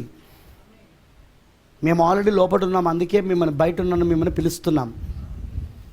ఇంకెవరైనా రక్తం క్రిందికి, గుర్తు కిందికి రావాల్సి ఉంటే, అదిగో గొర్రెపిల్ల రక్తం ఇంకా అందుబాటులో ఉన్నది, లోపలికి రండి. లేని ఎడల దేవుని తీర్పుకు గురవుతావు. దేవుడికి అవకాశం ఇస్తున్నాడు, మారు మనసు పొందు. ఇదేదో సంఘశాఖ కాదు, ఇదేదో పుట్టుక క్రైస్తత్వం కాదు, ఇదేదో నేను చాలా రోజుల నుండి చర్చ్లో ఉన్నాను, మొదటి నుండి మాది చర్చే, మేము ఏ విగ్రహాలకు మొక్కలేదని చెప్పుకునేది కాదు. ఇది ఆచారపు క్రైస్తత్వంలో నువ్వు ఉండి నువ్వు దేవుని రాజ్యంలోనికి వెళ్ళలేవు. ఎందుకంటే ముందు దేవుని రాజ్యం నీలోనికి రావాలి, ఆ తర్వాత రాజ్యంలోనికి నువ్వు వెళ్తావు. దేవుని రాజ్యం నీలోనికి వస్తే అప్పుడు నువ్వు ఆయన రాజ్యంలోనికి వెళ్తావు. ఈ రాత్రి ఆయన రాజ్యము నీలోనికి వచ్చినట్లు నువ్వు అంగీకరించు, మారు మనసు పొందు. పాపక్షమాపణ నిమిత్తం యేసుక్రీస్తు నామములో బాప్తిస్మమును పొందుకో, పరిశుద్ధాత్మతో నింపబడు. ఆరాధన చేద్దాం. ఈ పాట పాడుతుండగా దేవుని ఆరాధిద్దాం. హల్లెలూయా. ఈ రాత్రి పాస్టర్ గారిలో ఉండి దేవుడు మాట్లాడిన ఇదే వాక్యమును, సర్వోన్నతుడా, సర్వశక్తిమంతుడానికి వందనాలు తండ్రి. Thank you for your grace. నీ కృప కొరకే వందనాలు. మా జీవితాల గురించి నువ్వు వేసిన ప్రణాళిక అద్భుతం ప్రభువా. మేము ఎవరమో మాకు అర్థమవుతున్నది, మేము ఎక్కడి నుండి వచ్చామో మాకు అర్థమవుతున్నది, ఇప్పుడు ఎందుకు ఈ భూమిపైన ఉన్నామో కూడా మాకు అర్థమవుతున్నది. మా ఛాయలు, మా నీడలు, మా ముంగుర్తులు, ప్రతిది కూడా మాకు అర్థమవుతున్నది ప్రభువా.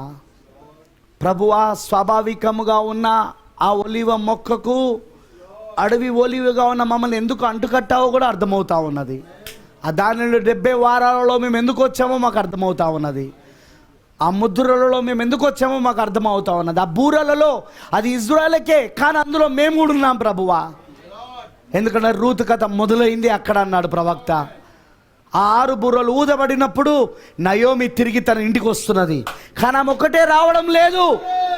ఆమెతో పాటు ఇదిగో ఆ బెత్లెహేములోనికి, ఆ యవల యొక్క ఆ పంట పరిపక్వత, ఇక కోత జరుగుతున్న సమయంలోనికి ఆ బోయాజును కలుసుకోవడానికి రూతు కూడా వస్తుందని అన్నాడు. ప్రభువా, ఎంత అద్భుతమైన ప్రణాళిక, ఏమి అద్భుతమైన ప్రణాళిక ప్రభువా. ఆ నూతన యెరూషలేము పట్టణంలో మేము వారు ఎలా ఉన్నామో అర్థమవుతా ఉన్నది. ప్రభు అంత అద్భుతంగా నువ్వు రచించి పెట్టావు ప్రభువా. ఇదంతా ప్రభువా జగతు పునాది వేయబడక మునిపే, లోక పునాదులు వేయబడక మునిపే నువ్వు నీ మనసులో ఏర్పరచుకున్న ప్రణాళిక అయి ఉన్నది. దాన్ని నువ్వు కాలములలో ప్రభువా సమయములలో దానిని నువ్వు ఛాయలలో నీళ్ళలో చూపించుకుంటా వస్తూ కొంత దానిని బయలుపరుచుకుంటా వస్తూ ప్రభువా చివరికి దానిని 7 ముద్రలు విప్పబడు ద్వారా మొత్తం ఆ ప్రణాళిక అంతా కూడా ప్రభువా ఆది కాండము మొదలుకొని ప్రకటన గ్రంథం వరకున్న ప్రణాళిక అంతా ఆదామవ్వలు మొదలుకొని ఇదిగో ప్రభు కడపడి ఆదామవ్వల కాలం వరకు ప్రభువా ఈ కాలం అంతటిలోని ప్రణాళిక అంతా నువ్వు ఆ 7 ముద్రలు తెరచడం ద్వారా నువ్వు మాకు బయలుపరిచినందుకు వందనాలు దేవా. అందులో మేమేమై ఉన్నామో చూసుకుంటున్నాం, అందుకే బయలుపరుస్తున్నావు ఇవన్నీ మాకు. అందులో ఉన్నాం కాబట్టి, ఆ పాత్ర మేమే కాబట్టి. ఎస్తేరు గురించి చెప్తున్నావు, అది మాకు అర్థమవుతుందంటే ఆ ఎస్తేరు మేము కాబట్టే, అది మేము కాబట్టే ప్రభు. ఆ సనేత గురించి నువ్వు చెప్తున్నావు, ఆ సనేత మేము కాబట్టే ప్రభువా. ఇలా నువ్వు మాకు బయలుపరుస్తున్న ప్రతి దాంట్లో మేము ఉన్నాం ప్రభువా. ఆ ప్రణాళికలో మేము ఉన్నాం ప్రభువా. ఆ యూదులను గురించి బయలుపరుస్తున్న దాంట్లో కూడా మేము ఉన్నాం ప్రభువా. ఆ ఇజ్రాయెల్ గురించి బయలుపరిచే దాంట్లో కూడా, ఆ దానియేలు 70 వారాలలో కూడా మేము ఉన్నాం ప్రభువా. ఏమి అద్భుతమైన ప్రణాళిక నీది. ఇదంతా నువ్వు మా ఎడలో చూపిస్తున్న కృప అయి ఉన్నది. వచ్చిన నీ పిల్లలందరినీ తప్పకుండా దీవించు. వారు ఇప్పుడు వాళ్ళకి రాత్రి అర్థం కాకపోవచ్చు, కానీ రాబోయే దినాలలో దీన్ని ఇంకా ధ్యానిస్తూ ఉంటే, మరి సేవకులు ఇంకా దీనిని వివరించి బోధిస్తూ ఉంటే వాళ్ళకి ఇంకా స్పష్టంగా అర్థమవును గాక. అవును ప్రభువా, నీ పిల్లలకు అర్థమవునట్లుగా నీ సేవకులు దాన్ని వివరించి బోధిస్తూ ఉంటే తప్పకుండా వాళ్ళ కనులు తెరవబడి వారు గ్రహించుదురు గాక. ఆ రాజ్యంలోనికి మేము వెళ్ళాలంటే, నశించిపోని ఆ రాజ్యం నాశనంగా ఎన్నడూ నాశనంగా నా రాజ్యంలోనికి మేము వెళ్ళాలంటే ముందు ఆ రాజ్యం మాలో స్థాపించబడాలి. అది ఇప్పుడు మాలో జరుగుతూ ఉంది, అది మాలో స్థాపించబడుతున్నది ప్రభువా. అదే ఇప్పుడు నువ్వు ప్రతి ఒక్కరిలో నువ్వు జరిగించమని కోరుతూ, ఇంకా ఎవరిలో అయినా రాజ్యం స్థాపించబడకపోతే ఈ రాత్రి వాళ్ళకు ఆహ్వానము తెలియజేస్తున్నాము. ఆ ఏర్పాట్లో ఎవరైతే ఉన్నారో, ఆ ఎన్నికలు ఎవరైతే ఉన్నారో వాళ్ళు తప్పకుండా రాజ్యంలోనికి వచ్చుదురు కాక. మరి ఈ ప్రసంగం ప్రభువా ప్రపంచవ్యాప్తంగా వెళ్తున్నప్పుడు ప్రభువా, ఆ తెలుగు మాట్లాడే వధువు దగ్గరికి వెళ్తున్నప్పుడు తప్పకుండా అది వారి కనులను తెరుచును గాక, ఆ రాజ్య సంబంధీకులను ఆకర్షించును గాక. వాళ్ళ రాజ్యములోనికి వచ్చుటకు, ఆ రాజ్యం వాళ్ళలోనికి రావడానికి వాళ్ళు ఆహ్వానించుదురు గాక. నువ్వు తప్పక కృప దయచేయమని నీకు సమర్పిస్తూ యేసుక్రీస్తు నామములో ప్రార్థిస్తున్నాము. ఆమేన్, ఆమేన్.